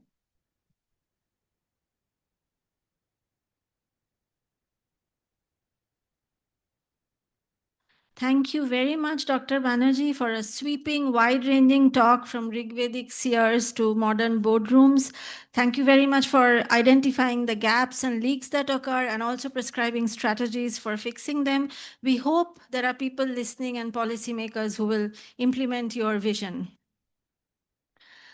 Moving on to the eminent speakers panel for the evening. In a room of one's own, Virginia Woolf asserts, a woman must have money and a room of her own if she is to write fiction. It reframed literature not as a neutral field of talent, but as one shaped by access and privilege and gender. So, how can we overcome such inequality? To seek these answers, we turn to our eminent speaker, Dr. Tania Chakravarti. Today, she will be speaking on What Should I Give to Gain Gender Equality? Dr. Tania Chakravarti, academic turned administrator, critic, author, translator, and reviewer, is currently the principal Sri Sikshayatan College, Kolkata. Educated at Presidency College and Calcutta University, her PhD was on gender representations in the fiction of Ernest Hemingway. She has served as Dean of Students' Welfare, Diamond Harbour Women's University, and has formerly taught full-time at Sri Sikshayatan College and concurrently as guest faculty in Calcutta University and Sanskrit College and University. Chakravarti was chosen to participate in an academic group project strengthening and widening the scope of American studies, the US experience in 2010 as part of the prestigious US state-funded International Visitor Leadership Program, IVLP. She has authored essays on the glassed menagerie, Truth in the Pleasant Disguise of Illusion, Ernest Hemingway and the Fluidity of Gender, a sociocultural analysis of selected works, Rhapsodies and Musings, co-authored with Ketaki Datta. Chakravarti's solo translation projects, Bengali to English, include The Last Few Days of Lord Krishna, translation of Sanjeev Chattopadhyay's Sri Krishner Shesh Kota Din, Abhimanyu, translation of Ramapada Chaudhury's Obhimanyu, Dwellings Change, translation of Ramapada Chaudhury's Bari Bodle Jai, The Hermit and Tarangini, translation of Buddhadev Basu's Tapasya o Tarangini, which I have read myself as an outstanding piece of literature, like the original. Her monographs appear in national and international anthologies and journals. Her areas of academic interest include gender studies, American literature, literature of the diaspora, and translation studies. Chakravarti is associated with the public humanities. She is currently a member of the Executive Council of the Intercultural Poetry and Performance Library and the former coordinator and steering committee member of the American Literature and Cultural Interest Group, a cultural group aided and funded by the US Consulate General, Kolkata. She has taken to writing poems in her spare time. She's also into part-time acting, debating, and performance poetry.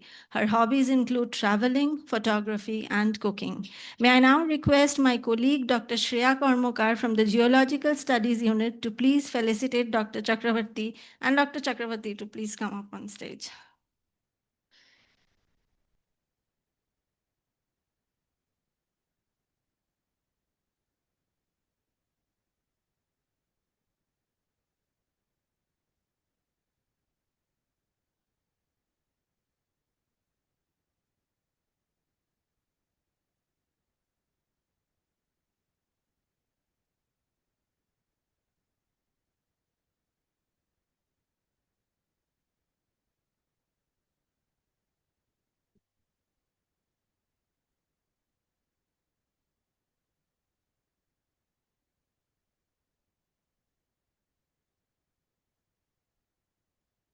আমি তো power point use করছি না, এটা একটু বন্ধ করে দেওয়া যায়?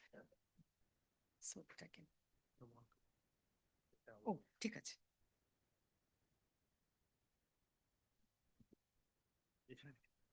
তাহলে এইভাবে রাখবো। হ্যাঁ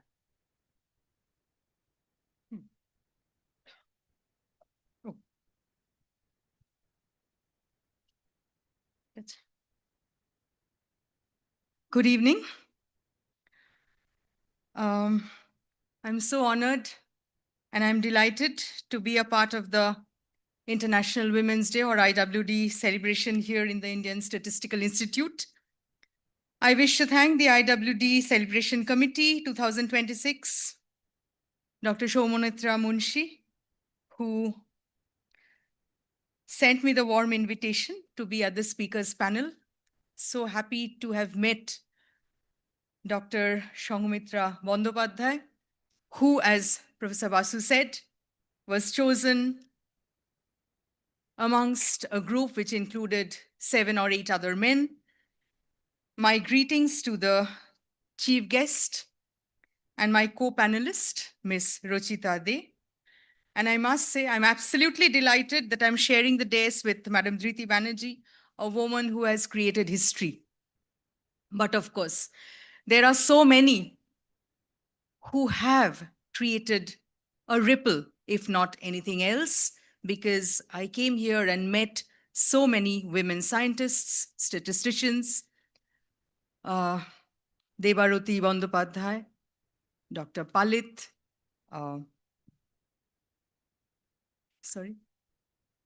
Kajuri, yes, Kajuri Banerjee. The UN theme this year is Rights, Justice, Action for All Women and Girls, and the IWD 2026 campaign theme is Give to Gain. And this campaign theme gave me the title of my presentation. Let me begin by asking, if there is still a lack of gender equality, what is the fundamental problem? The fundamental problem lies with patriarchy and its deep-seated principles. And I hope all of you will agree that a person who follows patriarchal principles is not always a man.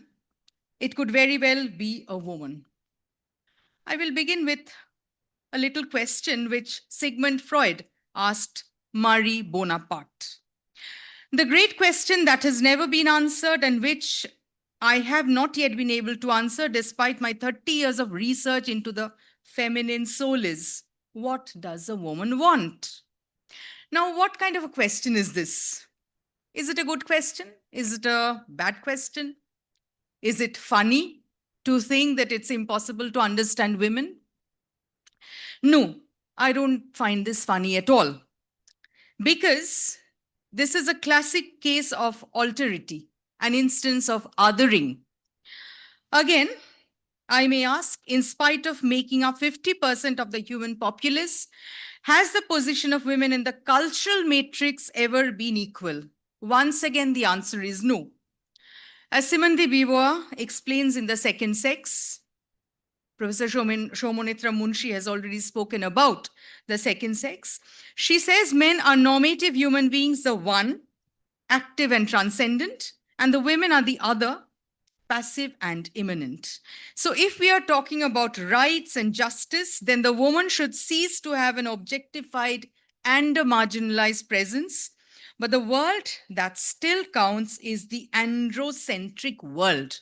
As Madam Banerjee was saying, where, in boardrooms, the name of a woman very often does not come up at all.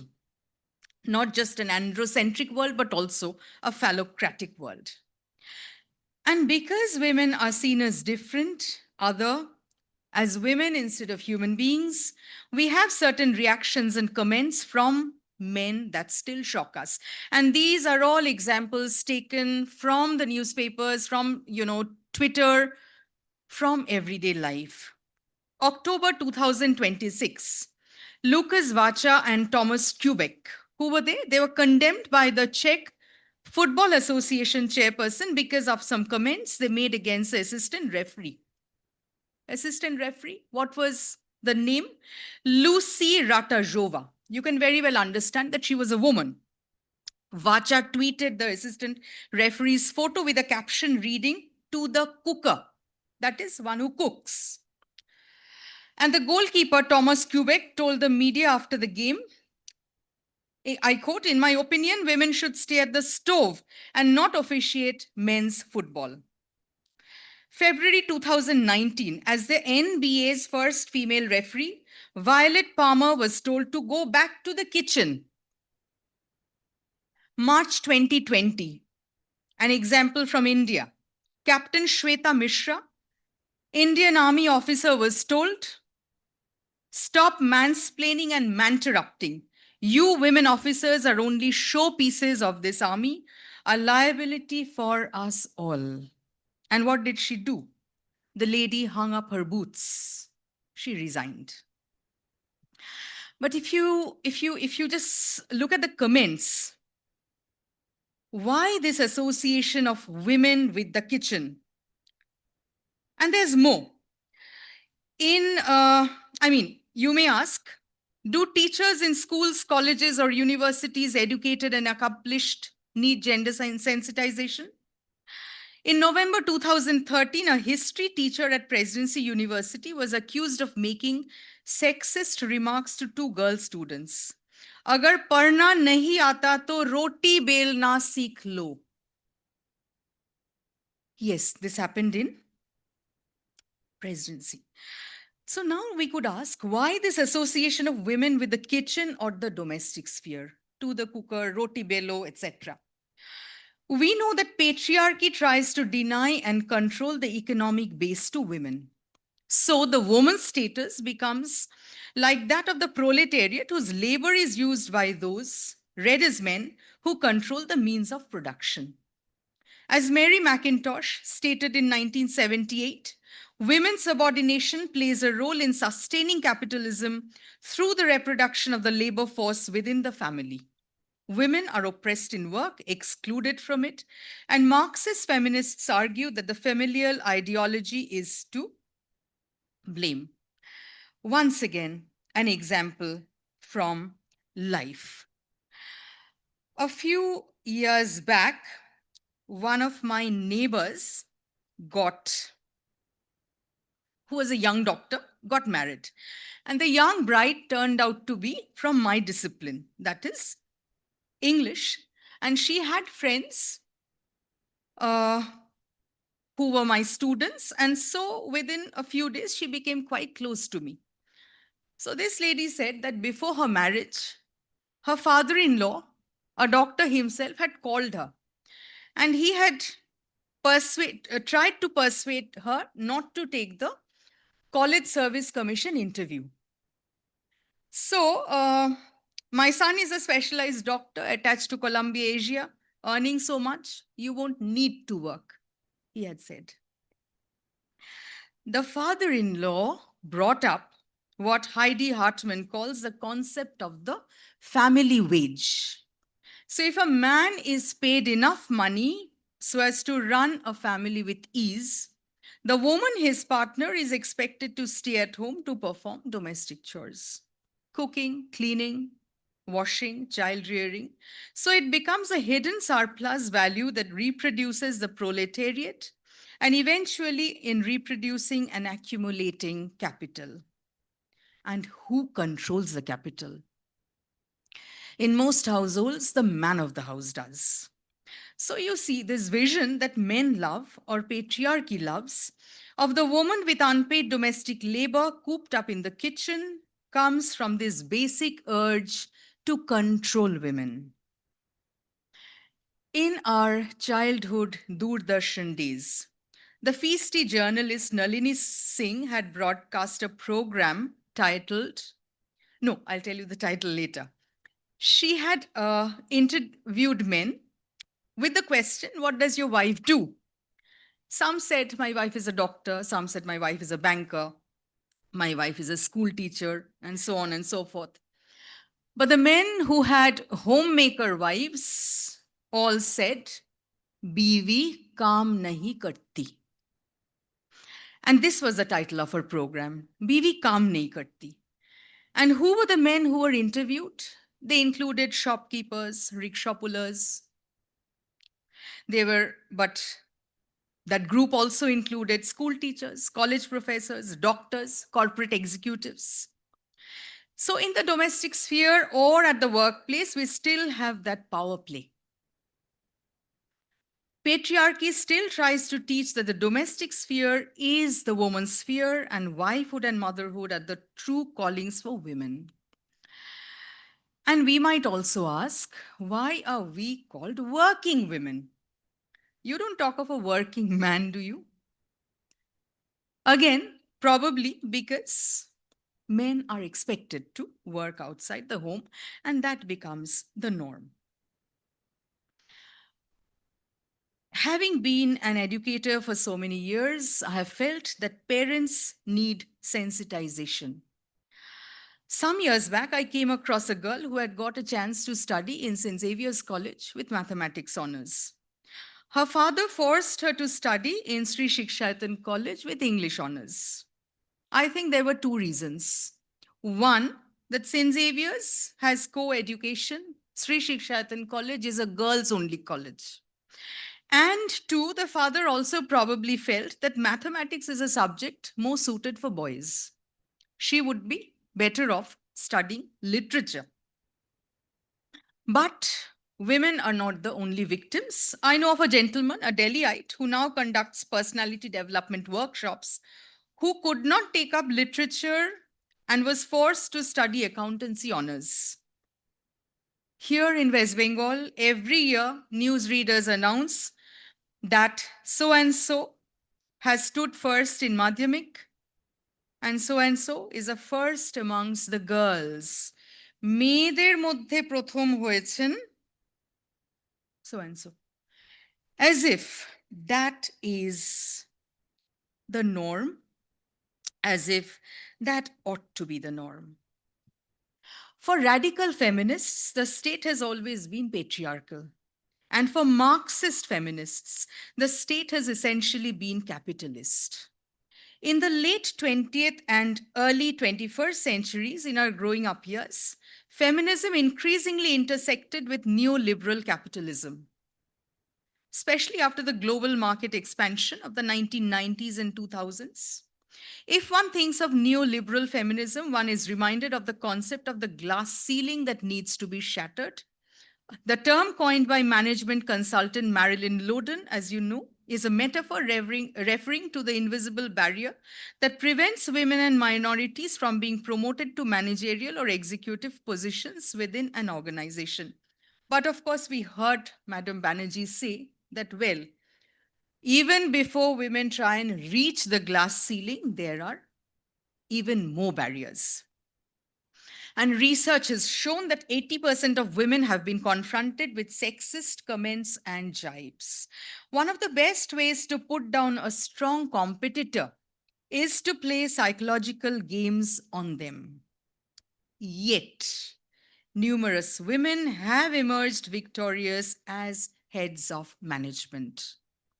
8% maybe, as the statistics as per the statistics shown by Madam Banerjee, but yes, there are women who have emerged victorious. And I have seen that instead of being trailing spouses who follow their husbands to new countries, which was the norm in the 60s, 70s, 80s, there are independent migrations of women these days. Not just women in high-profile jobs as doctors, engineers, or executives, but also as laborers, nurses, and the like. But again, we may ask, have women freed themselves fully of the familial and societal burden? We need to speak a little about lean in feminism, as called by Sheryl Sandberg, first in her TED Talk 2010, and then in her book bearing the same title, Lean In 2013. Lean in feminism is often linked to neoliberal or corporate feminism, which emphasizes individual empowerment, professional success, and market participation.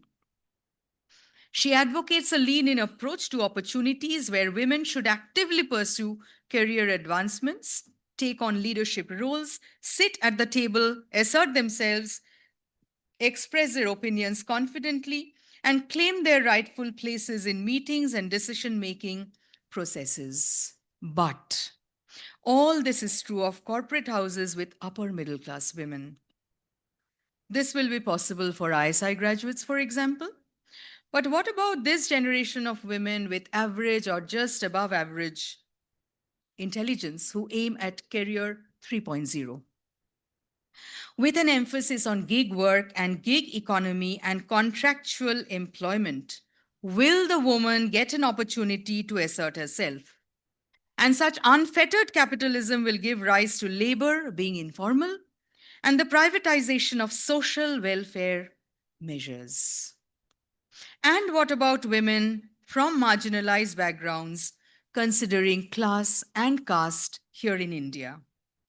They are disproportionately located in precarious sectors with poor wages and lack of social security. One very good example would be the tea pickers. The tea pickers, the women tea pickers have been mythicized. That you need women tea pickers because they have nimble fingers and you need nimble fingers to pick the two leaves and the bud. But the real picture is different. The employer needs to pay the woman worker much less than the male counterparts. when will these issues be seriously addressed? And let me talk a little about a few more of my experiences. Well, I'm a single daughter and the only heir, considering the male lineage in the Chakravarti family, because my eldest uncle, Boro Jathababu, died unwed, and my second Jathababu was childless. And I have heard from my mother that she was not pressurized by her in laws to try and give birth to a son. I learned to appreciate all this when I was growing up. I was privileged to take the ICSE and ISC through good schools where the medium of instruction was English. But over the years, I have seen parents, including, distant relations, including neighbors. I've seen them withdrawing the daughter from Delhi board because of high fees, but continuing to keep the son. I remember hearing two little girls converse in the metro that at home only Papa and Bhai get to bathe in warm water in winter, not them. I've heard one of my students say just about a decade back that the fish head or the skin that forms on the milk, delicacies in Bengal, macher matha, dudher shor, that is given by her grandmother, her Thakuma, to her male cousin, not to her. These incidents are saddening because they are acts of deprivation. But of course, simultaneously, the picture is getting brighter every day because many families are changing. I have seen mothers raise feminist sons. I have seen mothers teach their sons just as they teach their daughters to make coffee, breakfast, and inculcate basic cooking skills when they are older. I have worked as faculty and administrator in two institutes, one which has girls from very affluent families, Sri Shikshayatan College, and the other with girls from extremely poor, lower middle class, or working class families, the Diamond Harbour Women's University. I have seen girls in Shikshayatan working hard to build their careers with full support from family. And more importantly, I've heard one of the girls in Diamond Harbour Women's University say, "My father is spending money on my MSc, madam, because I did better than my brother in studies in college." And the father, in this case, was a van rickshaw puller. So kudos to him. And there were many other girls studying for the MA or MSc degrees who had parents who were in menial jobs, illiterate or semi-literate. At the end of it all, if I were to turn to my title, what should I give to gain gender equality? I have jotted down a few things, but could I have some responses from the audience? What should we give up as human beings? Yes, please.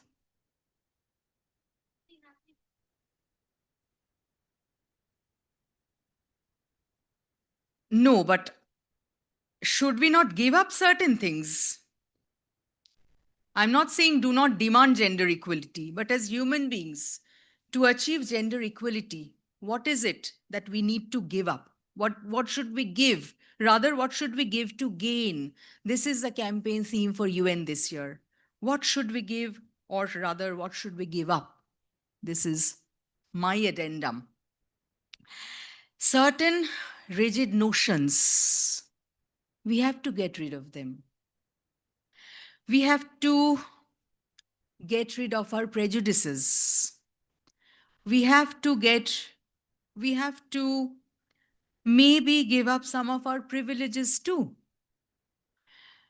But if I've succeeded in making this august audience think a little, I think we have marched, maybe inched forward a little towards our goal. Once again, let me remind you that the UN theme this year is Give to Gain.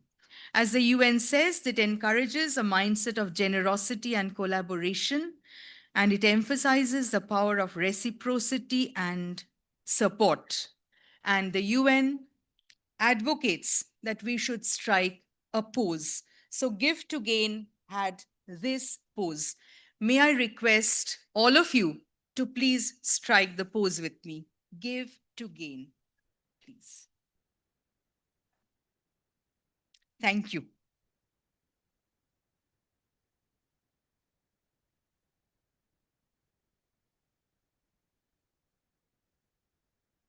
Thank you very much, Dr. Chakraborty, for a very insightful and illuminating talk, guiding us towards gaining gender equality.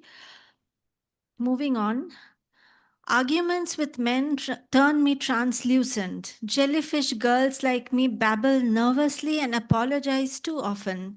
Even when I'm articulate, my words watertight and strong, he looks through me. He shakes his head mechanically and cuts in, loud and roaring in a quiet room. Decibels make him feel fleshed out and bigger than everyone listening. I don't think you see what I'm saying. I don't think you understand. How does a woman entrepreneur argue with men when they say, I don't think you understand? I don't think you understand what we are saying. To answer our queries, we have today Ms. Rochita De, who is director of Sri Leather's company. Growing up in an entrepreneurial family exposed Ruchita to the world of retail from a very young age. She is currently taking forward her father's legacy by spearheading digital and offline expansion for Sri Leathers. In the year 2019, she launched her own brand, House of SL, to celebrate Indian craftsmanship in contemporary designs for modern consumers. May I now request Shamolina Ghosh, my colleague from the Agricultural and Ecological Research Unit, to please felicitate Ms. Rochita De.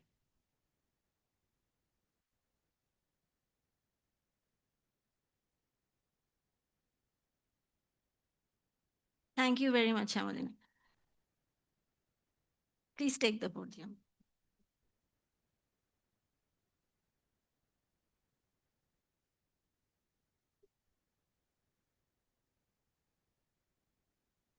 Good evening, everyone.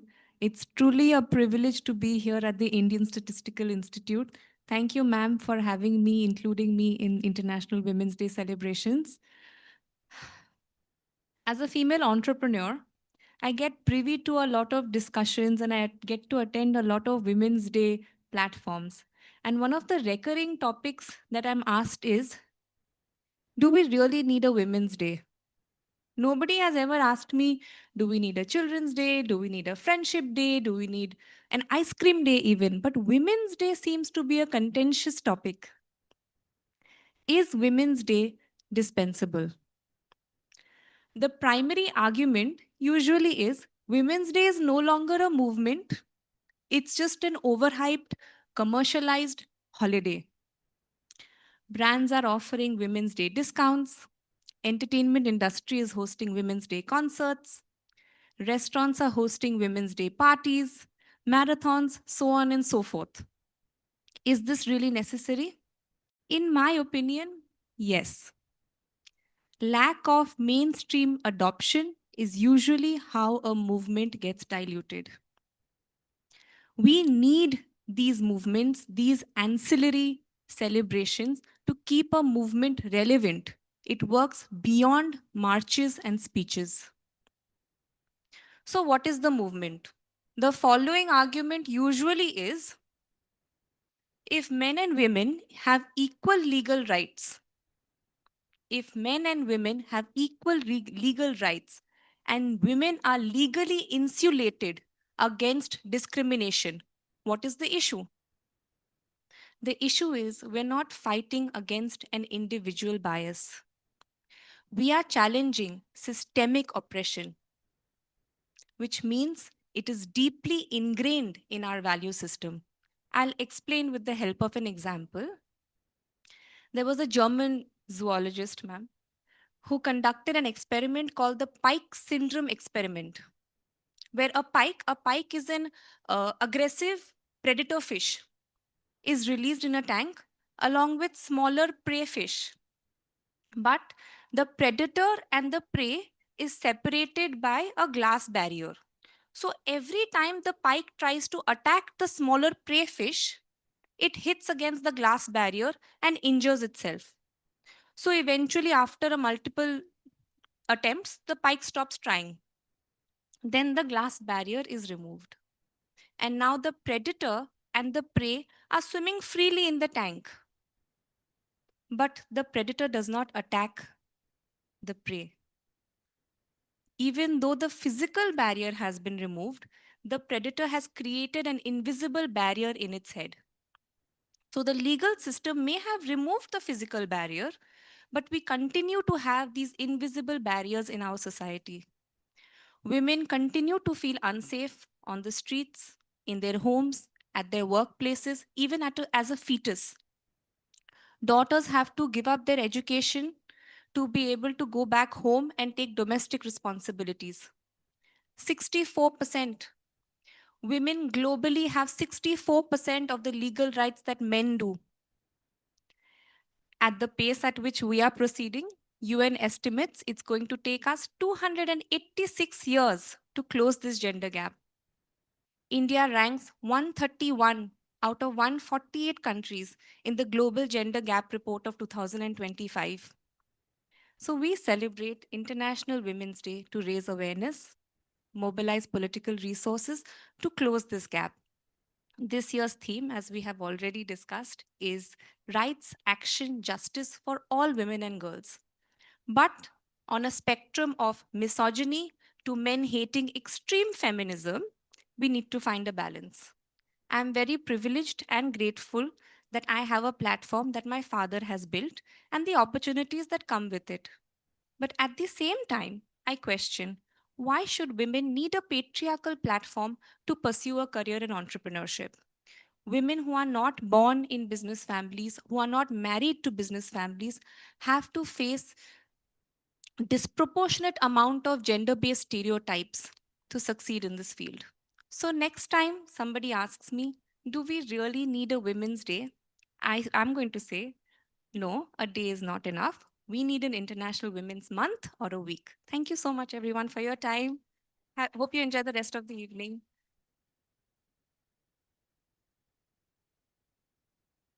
Thank you very much, Ms. Day, for a very interesting talk and a suggestion, very interesting suggestion. Okay, so we'll just move on to we're running late. We'll move on to the award ceremony for various contests held throughout the last few weeks here. And I request my colleagues Molloy, Kajori, Devaroti, and Shreya to kindly take the podium. Thank you.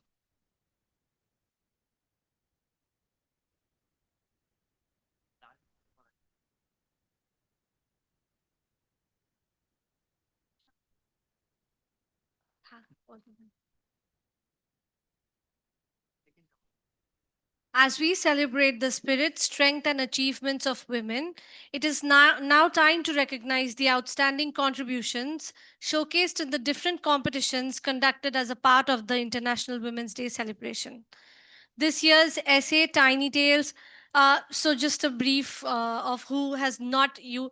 If you were within the ISI community, you must have already seen we've advertised widely the contest that we held this year. There were 4 contests, and we'll go one by one and talk a bit about what the contest was about, and then we'll welcome all the winners on stage to receive their awards. This year's essay, Tiny Tales and Poetry Writing Contest, had a theme of No Thank You, stories of invisible contributions of women who empower our society. Women have had a long history of providing for their families and society without getting the due credit for the labor. Many women are engaged in invisible labor, where the time spent in household chores, caregiving activities remain completely ignored in the operational definition of gainful employment. We invited stories of women who form the invisible task force and give immeasurable amounts of their lives to bear the weight of our economy and raise the nation. Of women whose contribution, though invisible, is indispensable to the functioning of our society. It is my privilege to call upon stage Professor Shanghamitra Bandyopadhyay, our former director and a senior faculty in the Machine Intelligence Unit, to present the awards. Hello. Yes. The winners in this categories are so we had Hindi, Bengali, and English submissions. There is no runner-up in Hindi as we had only 2 submissions. The first prize for essay in Hindi goes to Adrishya Haat Drishya Sansar by Keshav Swarn. Okay. There were 3 submissions in English. The runner-up prize for Tiny Tales in English goes to My Grandmother by Krishna Pandit. So many of the participants were also from the outside Calcutta campuses of ISI, so they might not be present with us here. First prize in for essay in English goes to Living in the Shadows by Isha Ganguly.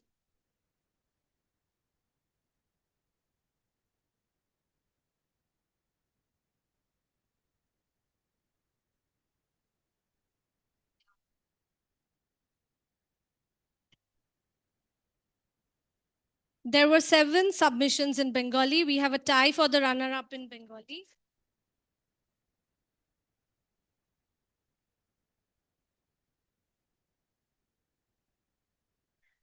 Runner-up prize for Tiny Tales in Bengali goes to Aeroplane by Siddhanta Periyal. Not present here. Runner-up for Tiny Tales in Bengali goes to Bishesh Bhabe Shokkhom by Devoshmita Gupta.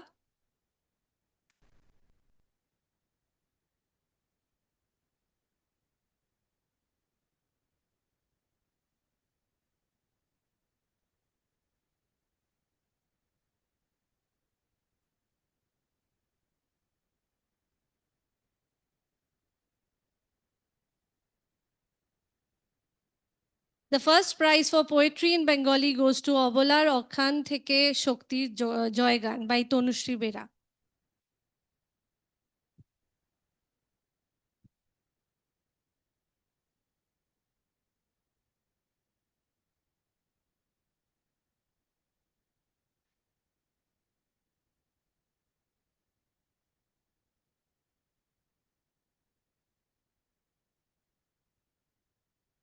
Thank you, ma'am. This year's art poster design contest had a theme of the frontliners, celebrating women who provide service to society at the grassroots level. The Frontliners Art Poster Design Contest celebrated the inspiring contributions of women who serve society at the grassroots level, like community health workers, teachers, farmers, sanitation workers, and other frontline contributors. We have the privilege to have one of the judges for this category with us, Mr. Tathagata Chaudhary. Sir, I welcome you on stage. Tathagata Chaudhary is a self-taught painter based in Kolkata. He loves to express the expression of human portraits in different mediums. Abstract realism is his favorite among the different forms of painting. In his early life, while attending Baranagar Ramakrishna Mission Ashram School, he dabbled in painting, but what practice did not last long. After completion of graduation in zoology from Calcutta University, he completed MBA in marketing and joined a pharmaceutical company. He then obtained a degree in library science and is currently working as a librarian in 2 public libraries of West Bengal. His passion, though, is painting, and he teaches the skills to kids while continuing his exploration with paint. I request Monali Mitra Palodhi from the library unit to please come on stage and felicitate Tathagata Chaudhary.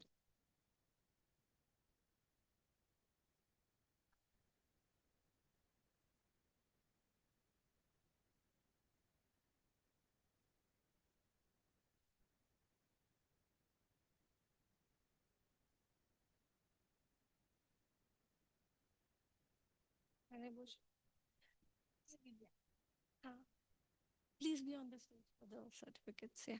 The winners in this categories are as follows. There were 8 submissions in this category, of which 3 have received special mention award for their laudable expression of the theme. Special mention award goes to Ohana Bonig.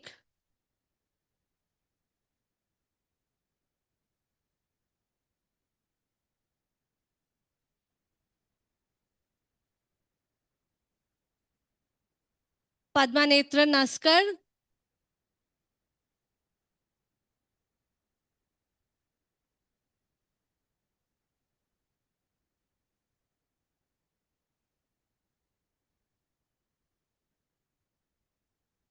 Siddhant Satpati.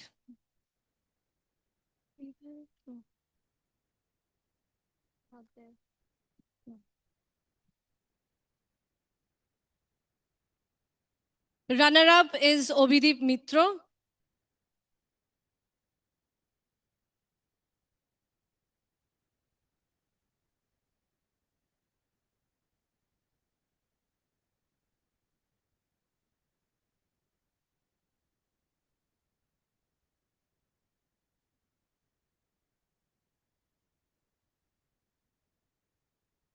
The first prize goes to Tonushri Bera. All of these submissions are available on display outside, so please have a look.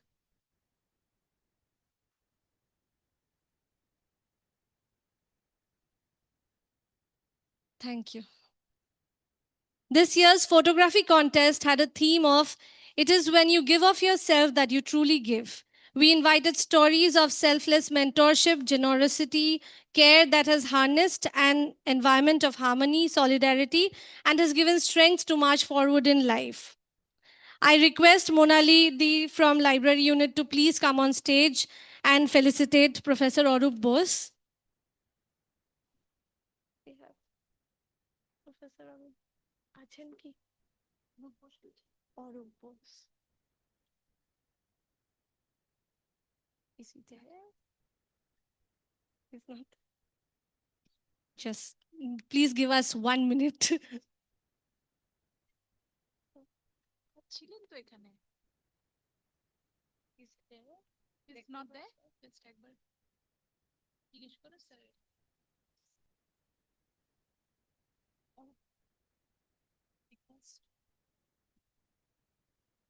Professor Arup Bose, I would request you to please come on stage, sir, if you are here.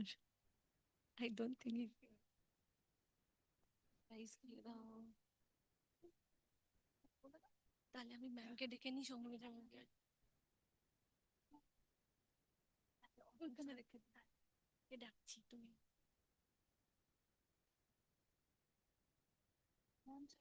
তুমি prize দিয়ে দাও। Prize দিয়ে দাও।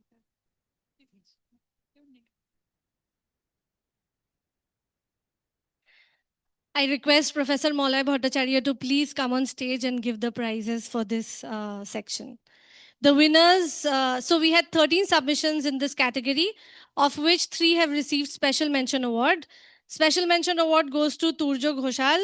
His photograph is on in everyday landscape. So all of these photographs are also displayed outside for your viewing. So please take your time to see it. The second Special Mention Award goes to Deepanita Mitro.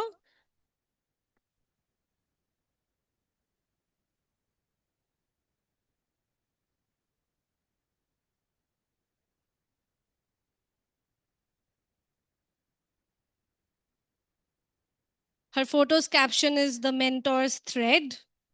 The third Special Mention Award goes to Debolina Kundu. Her photo's caption is "Resilience."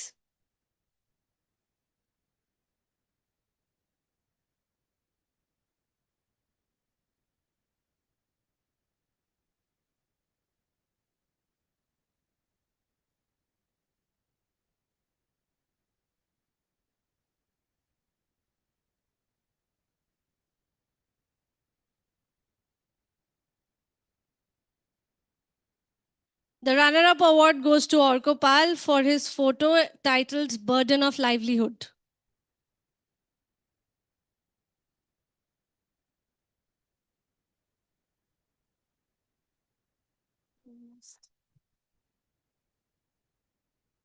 The first prize goes to Shubir Ghosh for his photo titled "Superwoman."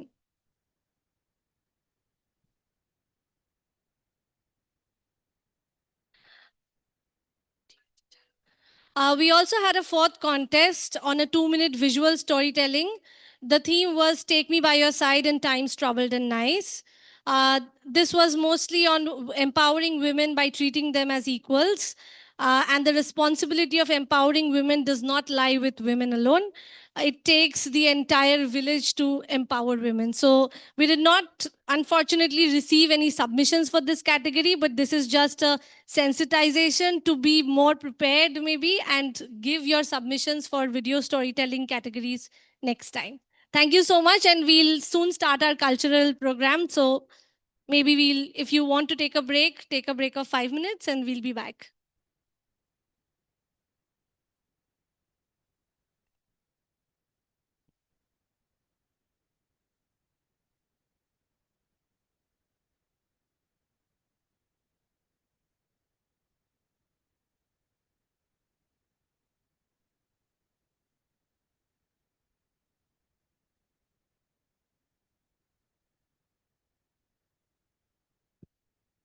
I request all the participants of the cultural program to please come on stage. And if you have friends who are outside, please call them in the auditorium. We are going to start our cultural program very soon.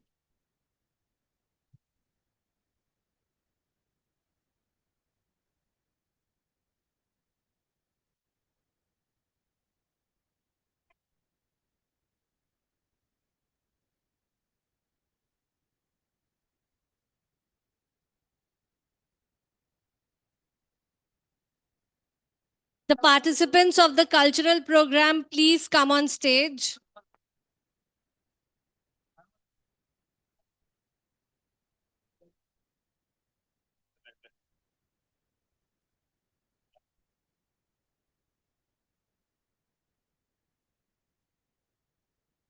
Hello. Hello. Fast.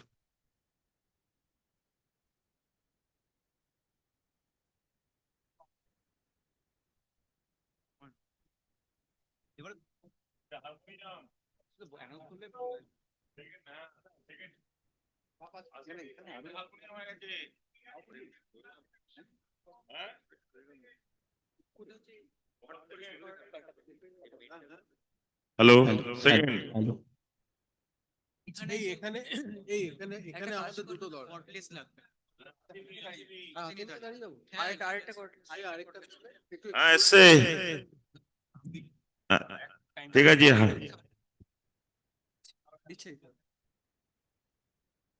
করে দিচ্ছি ঠিক আছে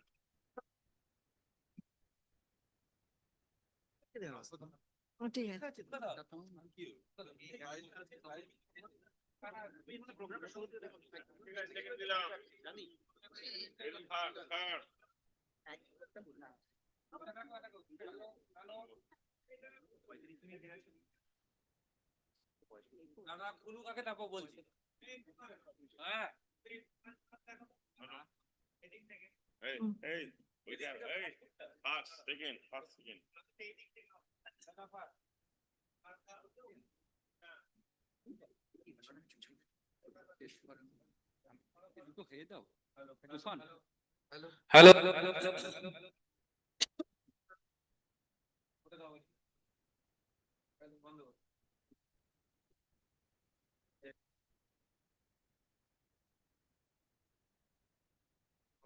Hello. Hello. Hello. Hello. Hello.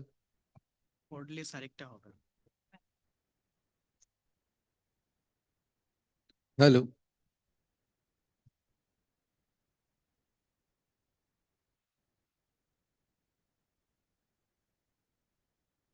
Hello hello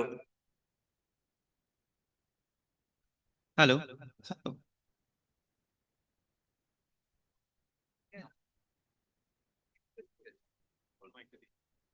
Hello. Hello. Hello. Hello. Hello. Hello. Hello. দেখি দেখি ঠিক আছে হ্যাঁ আমার চলে গেছে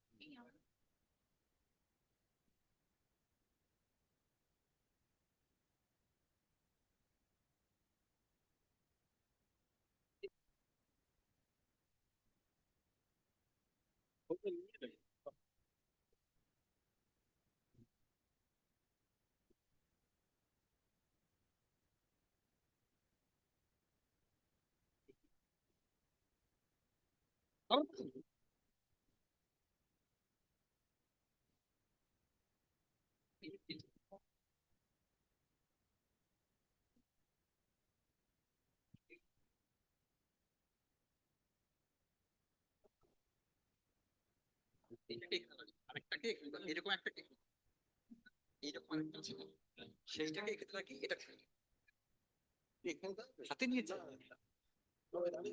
ঠিক আছে কিন্তু ওনার জন্য এটাতে হবে না আমার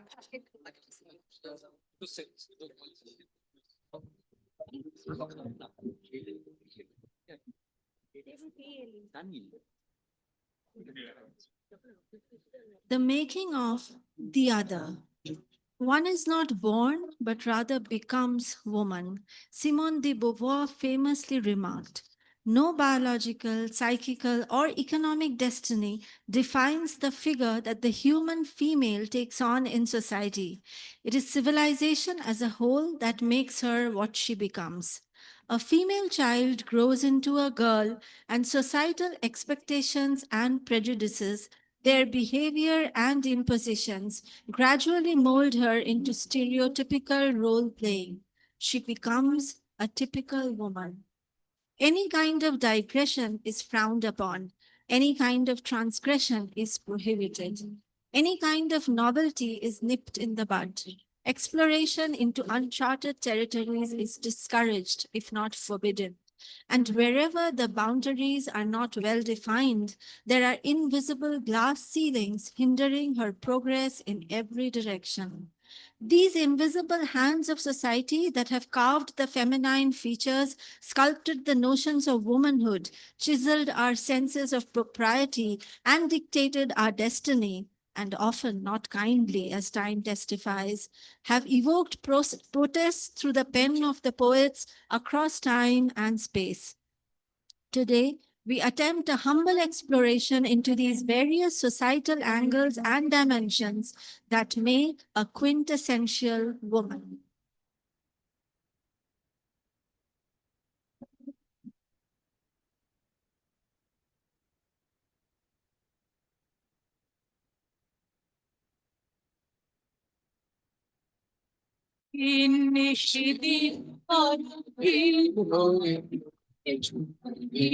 নিষেদিন পরাধীন হয়ে রমিছ দিগ প্রাণে ভাবনা শত শত নিয়ত মৃত পীড়িত শিরনত কত অপমানে সুদিন নিষেদিন পরাধীন হয়ে সুখদিন নিষেদিন পরাধীন হয়ে রবিছ দিগ প্রাণে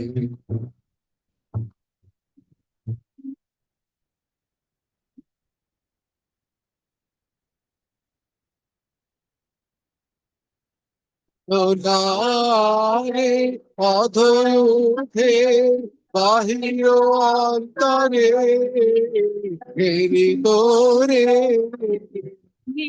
তোরাগে সেই অভয় আশ্রয় শির তেজরে ভয় ভার আনত শির তেজরে ভয় ভার সতত সরল চিতে যাহ বীরে মুখ পানে সুখদিন নিষেদিন পরাধীন হয়ে সুখদিন নিষেদিন পরাধীন হয়ে রমেশ ভাবনা শত শত নিহত হিত পীড়িত শিরনত কত অপমানে সুখদিন নিষিদিন পরাধীন হয়ে সুখদিন নিষিদিন পরাধীন হয়ে রমেশ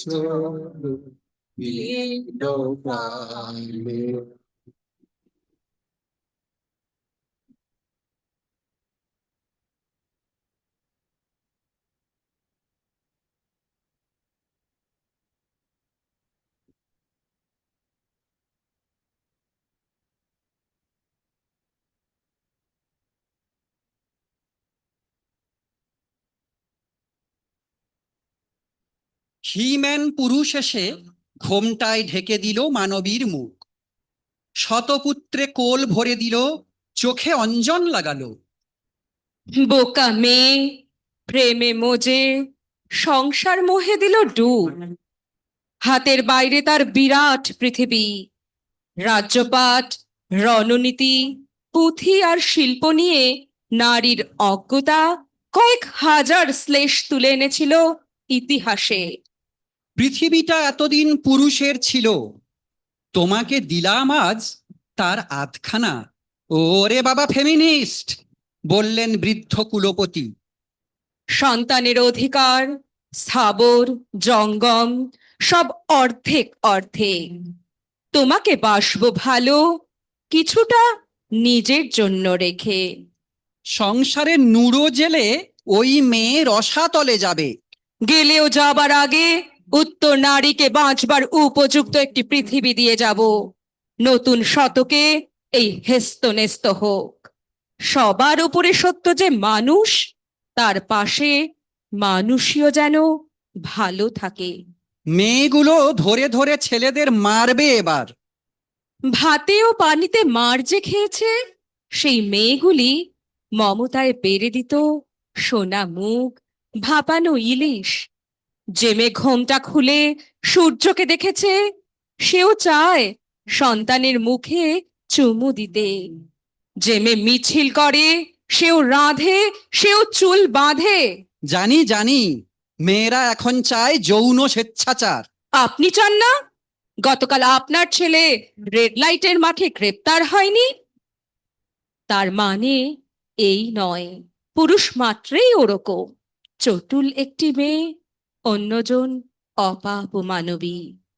যেরকম সাত রঙা পৃথিবীর প্রতি পরমাণু, ঘাস মাটি বায়ু জল এতদিন পুরুষের ছিল, সমাজ পুরুষ ছিল, এইবার উভলিঙ্গ হোক। Up to 12, the girl is just as sturdy as her brothers. She shows the same intellectual aptitudes. She is not barred from competing with them in any area. The intervention of others in the infant's life is almost integral, and her vocation is imperiously breathed into her from the first years of her life.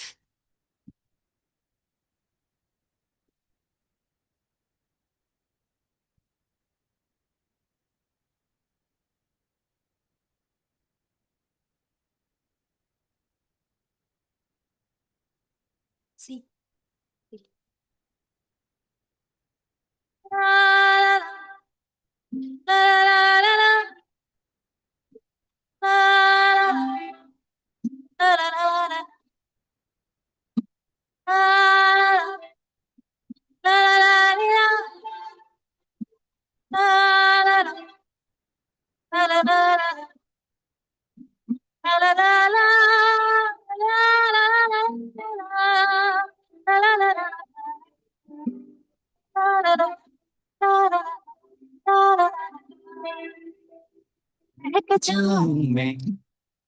आज तो ऐसे फूल बगिया में महके है जैसे बादलों की मैं ओढ़ चुनरिया, झूम जाऊं मैं बन के बावरिया, अपने चोटी में बांध लूं दुनिया।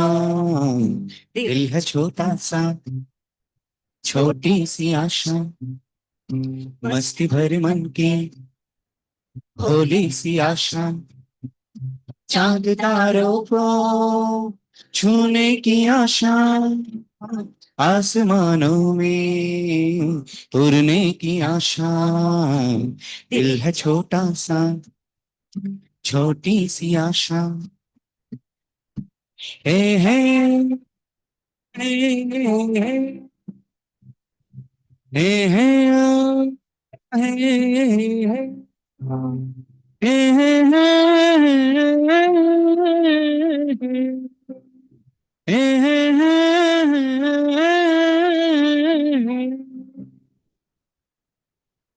स्वर्ग सी धरती खिल रहे जैसे मेरा मन भी तो खिल रहा है से कोयल की तरह गाने का हरमा मछली की तरह मछली हरमा जवानी हलाई रंगीन सपना दिल है छोटा सा छोटी सी आशा मस्ती भर मन की भोली सी आशा चांद तारों को छूने की आशा आसमानों में उड़ने की आशा दिल है छोटा सा छोटी सी आशा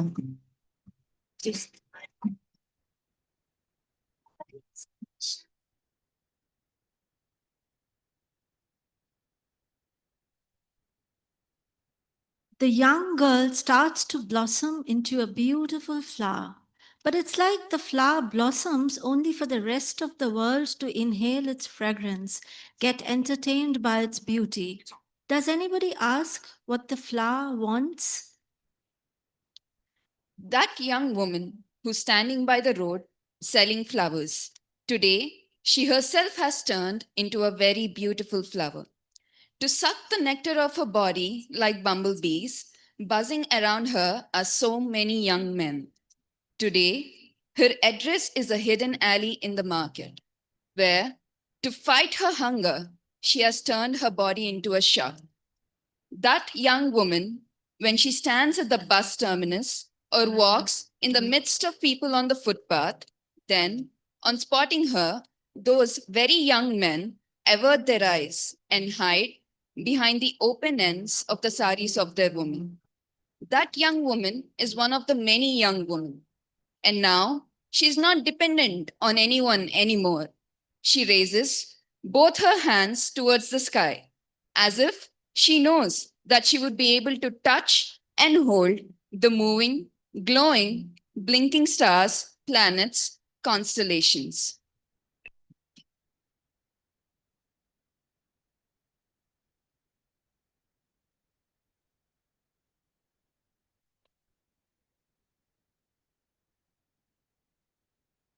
D.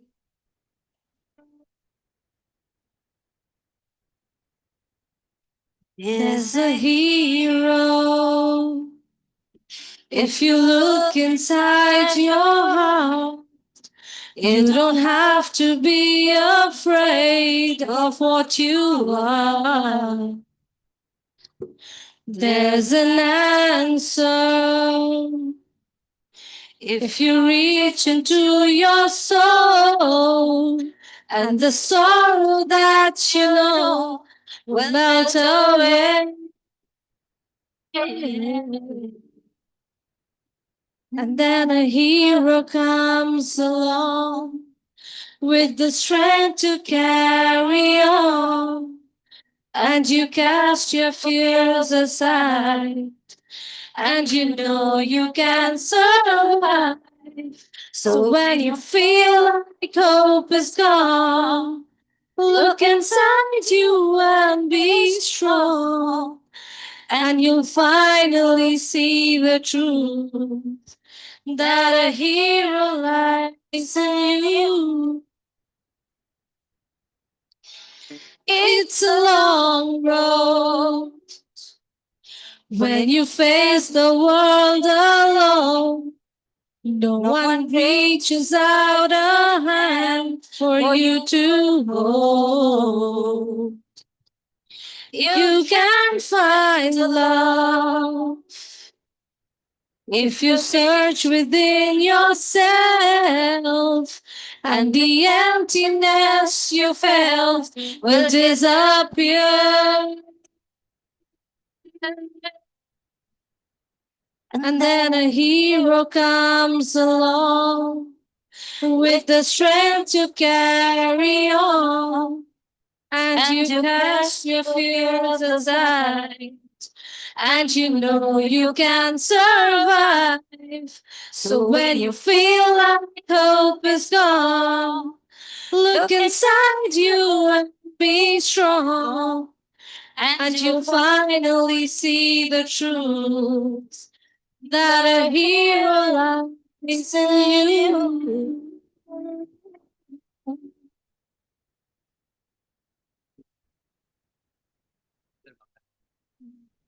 A woman tries to answer her true calling within, wishes to explore avenues of meaningful vocation, but often faces gender discrimination and unwritten rules of bias against her that shatter her soul over and over and over again. I cannot do any of those beautiful things like ikebana or origami or embroidery. But that's all right because I'm good at running into these same invisible walls repeatedly. Because there is nothing in this world half as beautiful as a soul that hurtles towards its own shattering.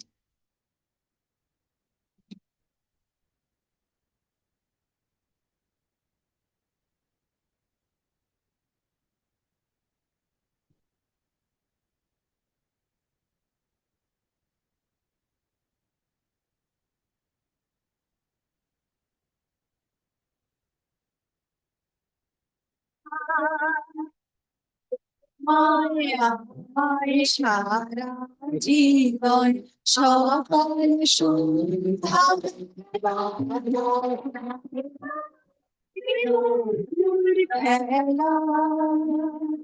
ও মায়া মায় সারা জীবন সকাল সন্ধ্যা বেলা মায়া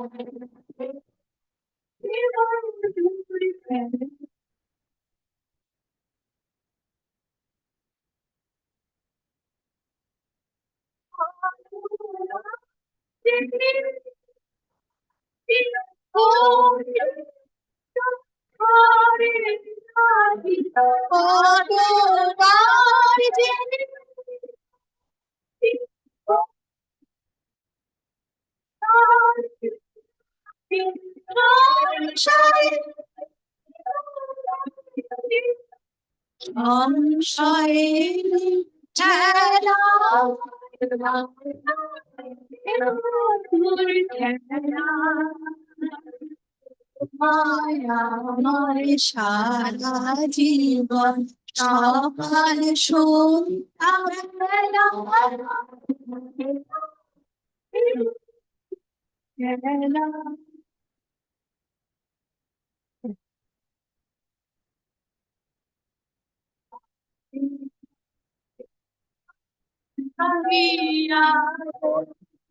ছুটেছে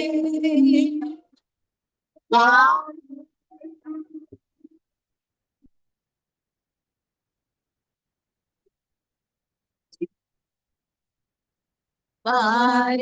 বারে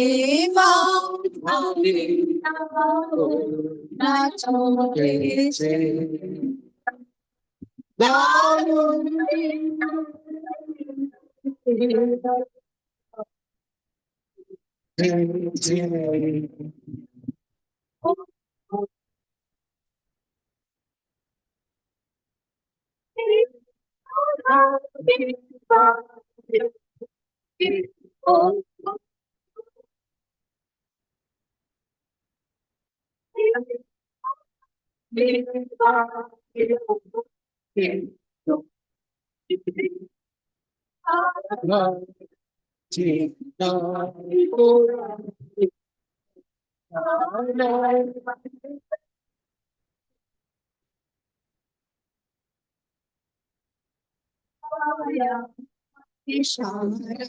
জীবন সকাল সন্ধ্যা বেলা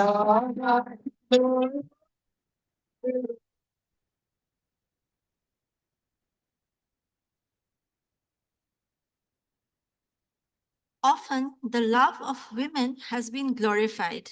The word love doesn't have the same connotation for both the sexes. Byron rightly said that love is merely an occupation in the life of the man, while it is life itself for the woman. What woman means by love is clear enough. Total devotion, not mere surrender, with soul and body, without any consideration or reserve. Her love is a faith. Woman has no other faith. Men might be passionate lovers at certain moments of their existence, but no one can be defined as a man in love. In their most violent passions, they still remain sovereign subjects. They want to integrate her into their existence, not submerge their entire existence in her.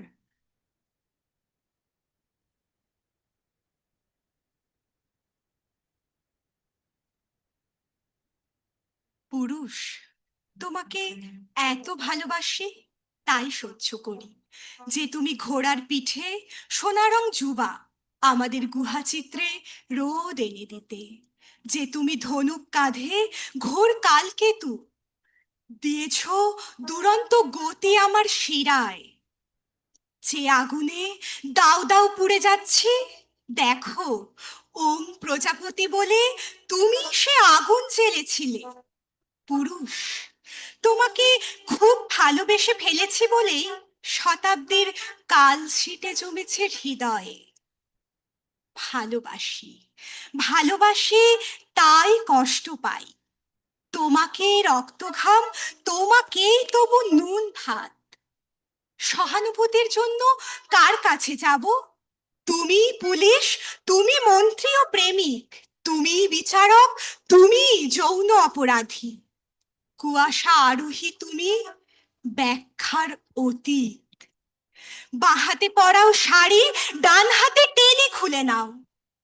তুমি মৌলবী, তুমি মনুসংহিতা, সর্বশক্তিমান তুমি। অঙ্গুলি হেলনে স্থির করো, bikini পরবে কারা, বোরখায় কারা ঢেকে যাবে। পৃথিবী পুরুষ ক্ষেত্র, তার এক কোণে ঠাঁই দিলে নারীকে। গুরু তুমি এতই মহান, পেলবলতার মতো নুয়ে পড়া ঘাসের মতন মেয়েটি কখনো যেন মাথা তুলে দাঁড়াতে না পারে। তবু মেয়েটি দেখো ঋজু হয়ে উঠেছে ক্রমশ। আর কি আশ্চর্য, তাকে দেখতে দেখতে তুমি, এমনকি তুমিও প্রেমে পড়ে যাচ্ছ মাঝে মাঝে, আলোয় বদলে যাচ্ছ। হে পুরুষ, এমন কি তুমি?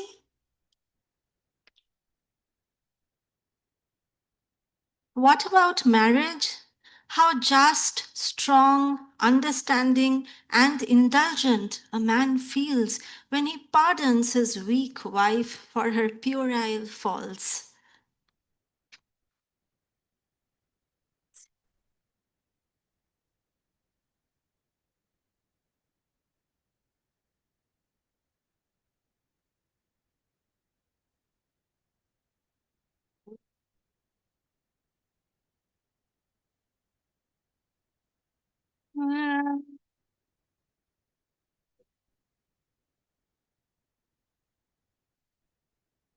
পালকি চলেছে, সোনার পুতুল ঘুমিয়ে পড়েছে ভিতরে। গৌরী দানের নিয়ম বোঝে না, গৌরী চলেছে চিতরে। দামি দামি এক দেবতা থাকেন কোন দূরদেশী টহরে। পাধোয়া জলের পরম বিন্দু হেঁটে সে চলেছে শহরে। বাপের ভিটের ইট চাপা ঘাস, রোদে কেঁপে ওঠা বালিকা। বরের ভিটে পরমাব্রু, ঘোমটা খসলে গালিখা। অন্ধকারের কন্যা ক্রমশ অন্ধকারের জননী। জীবন থাকতে আলোর ঠিকানা, আলোর অঙ্ক করণী।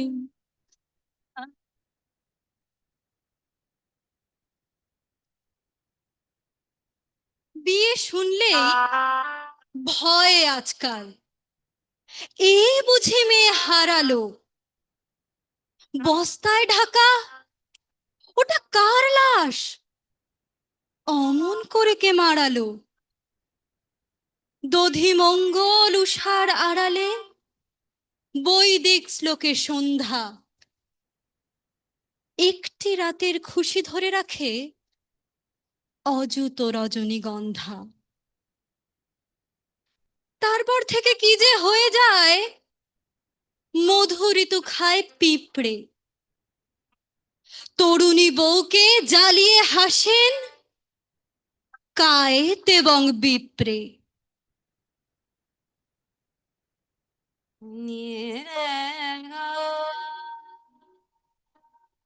তবু সৈকতে বসে দম্পতি এ ওকে বলছে, কেঁদো না। এক জীবনের আনন্দ গানে মিয়ে যায় ব্যথা বেদনা। বিন্দু বিন্দু ঘামে আর নুনে, মেঘে রোদে আর বরষায়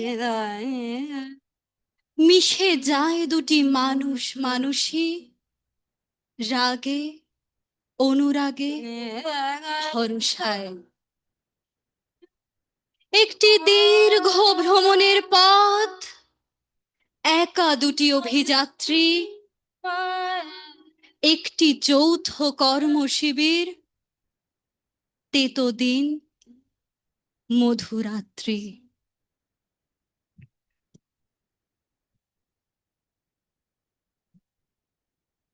And then there is motherhood.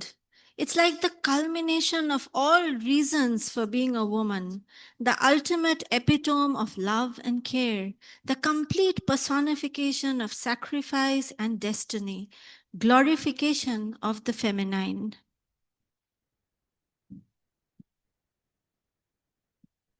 মা যখন কোনো ফর্ম ফিল আপ করে, একটা ছোট্ট ঘরে এসে কলমটা একটু থামে। পেশা। কলমটা নিশ্চয়ই আরো অনেক শব্দ জানতো। মা কিন্তু পছন্দ করেছিল ওই শব্দটাই। তাই বোধহয় খুব স্থির হাতে লিখে দেয় গৃহিণী, আর কলমটা এতটুকুও কাঁপে না।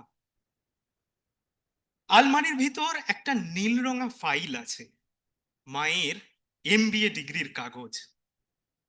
মা একবার দেখে, তারপর রেখে দেয়। মৃদু হেসে বলে, এটাও আমি, আবার ওটাও আমি। তারপর আবার চায়ের জল চাপায়। সকালে সংসার বড় অদ্ভুত এক অঙ্ক, জানেন? প্রেসার কুকারের সিটি, মশলার গন্ধ, আমার গলা একটু ভারী শুনলেই আগে ভাগে সেটা টের পাওয়া, বাবা কেন চুপচাপ, টুক করে সেটা ধরে ফেলা। আর এই সমীকরণগুলো কোনো বইতে লেখা থাকে না। তবু জানি না মা ঠিক কিভাবে সব বুঝে ফেলে। ফর্মের ওইটুকু ঘরটা, ওতে বেশি কিচ্ছু ধরে না। মা সেটা ভালো রকমই জানে। তবু লেখে পেশা গৃহিণী, তারপর আলতো হাতে কলমটা রেখে দেয়। আর ইতিহাস, ইতিহাস শুধু কিংবদন্তিদের নামগুলোই মনে রাখে। ধুলো চাপা পড়ে যায় যে মায়ের কোলে এক সময় তারা মাথা রেখে ঘুমিয়েছিল। The dilemmas that define a woman would be encountered again and again throughout history. To what extent are we defined by our biological differences? How is women's singularity to be at once affirmed and transcended? What makes women resist and what makes women comply with subordination? Freedom can break the circle and revolt create new situations.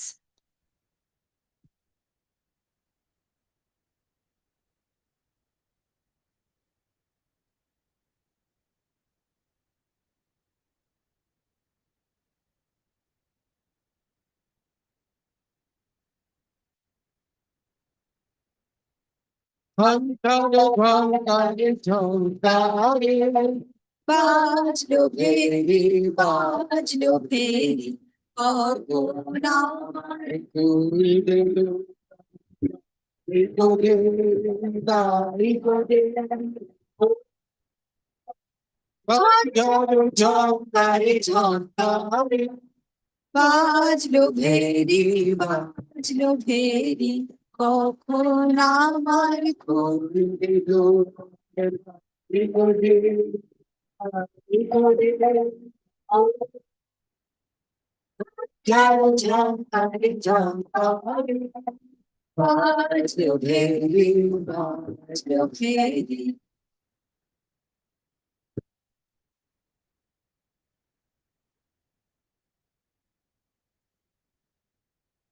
তোমায় ভয়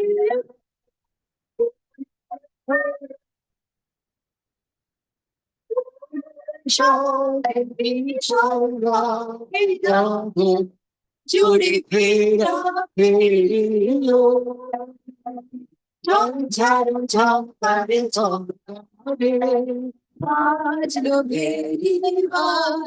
very কখন আমার খুলবে দুয়ার eco দেরি eco দেরি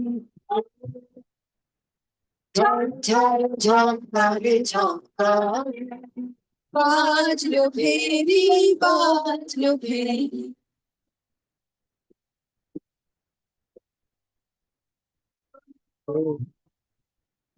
তোরি বাদল তোমার পাগের হার তোমার বিনা জয় জয়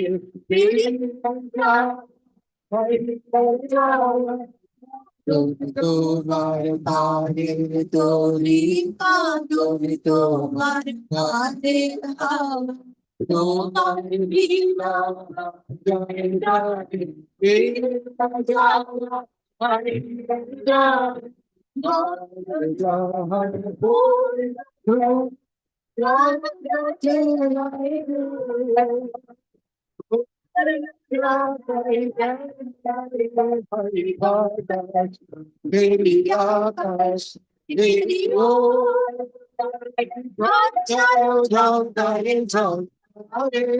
বাজলো ফেরি কখন আমার খুলবে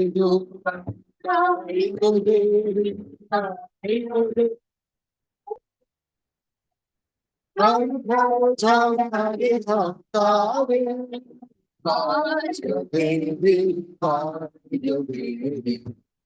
বাজলো ফেরি বাজলো ফেরি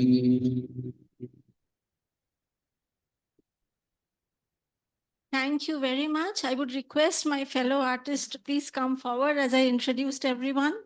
Dancers, Devarpita Banerjee, Shagota Pal. Devarpita, please come. Devarpita Banerjee, Shagota Paul, Ayushi Tripathi, Shunandini Sarkar, Paulomi Guho. Please come. Tagore songs performed by our chorus, Monali Mitropalodhi. Monali, please come. Monali Mitropalodhi, Obhijit Ganguly, Minu Das, Dipankana Banerjee, Srijan Chatterjee, Sudipto Sarkar. Solo and duet singers, Shomona Dhara, musicians at the end. Shomona Dhara, Molay Bhattacharya, Kajori Banerjee, who also recited for us. Musicians, Suraj Sharma on the keyboard and Apurva Pramanik on tabla. Devaroti Mukherjee and Kiranmoy Das. And I've used poems by Mullika Sengupta, Porimal Hansda, Amrita Nayar, Shubhajit Paul, who has Shubhajit Paul, who read his self-composed poem. We have Deepika Vadla Modi, who recited an English poem. We have Tonusri Bera and Simika Pramanik. The English song was Hero by Mariah Carey, and yes, that's it. I composed the script myself. Thank you very much, everyone.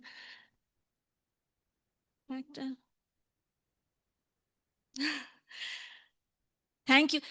Please come on stage. We'll just take a group photo for us. Huh?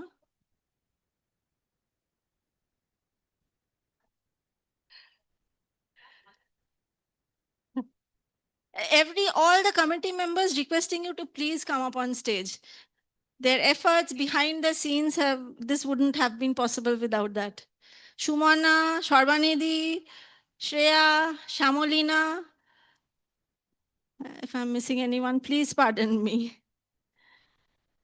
And we'll just stay back for vote of thanks, which Molloy will deliver. Huh.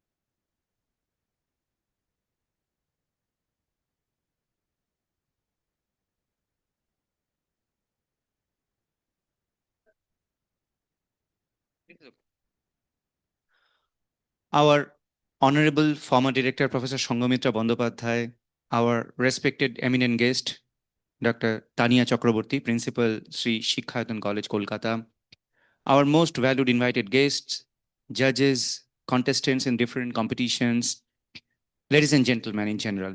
It's my privilege to have been asked to propose a vote of thanks on this auspicious occasion. I, on behalf of the International Women's Day Celebration Committee of this year, extend my heartfelt gratitude to our esteemed guests for gracing the occasion and sharing their valuable insights. Your words have truly inspired us and reminded us of the strength, resilience, and achievements of women in every sphere of life. I'm also thankful to the participants of the contests and attendees for presenting your important works, observations, and creativities on this platform. A big thank you to our respected director, Sir, for his initiative and suggestions towards the celebration of the program today. Additionally, we are thankful to our former director, Professor Bandyopadhyay, for providing fruitful advices for organizing this event. We are also thankful to the great leadership of our senior members and enthusiasm of the junior members of the committee. I would also like to thank all the volunteers and support staff who worked tirelessly behind the scenes. Your commitment ensured the smooth conduct of the program. Finally, I would like to take this opportunity to place on record our hearty thanks to the endless efforts of the account section, audiovisual unit, estate office, reprography and photography unit, electrical maintenance unit. Last but not the least, my heartiest thanks go to the performance of the cultural event. To our audience, thank you for your enthusiastic participation and presence. Your support adds immense value to such celebrations. Well, ladies and gentlemen, an event like this cannot happen overnight. The wheels start rolling months ago. It requires planning and a bird's eye for details. We have been fortunate enough to be backed by a team of motivated and dedicated colleagues of the Institute who know their job and are result oriented. I cannot thank everyone enough for their involvement and their willingness to take on the completion of the tasks beyond their comfort zones. As we conclude, let us carry forward the spirit of this day, not just in words, but through our actions by promoting equality, respect, and empowerment in our daily lives. Thank you very much.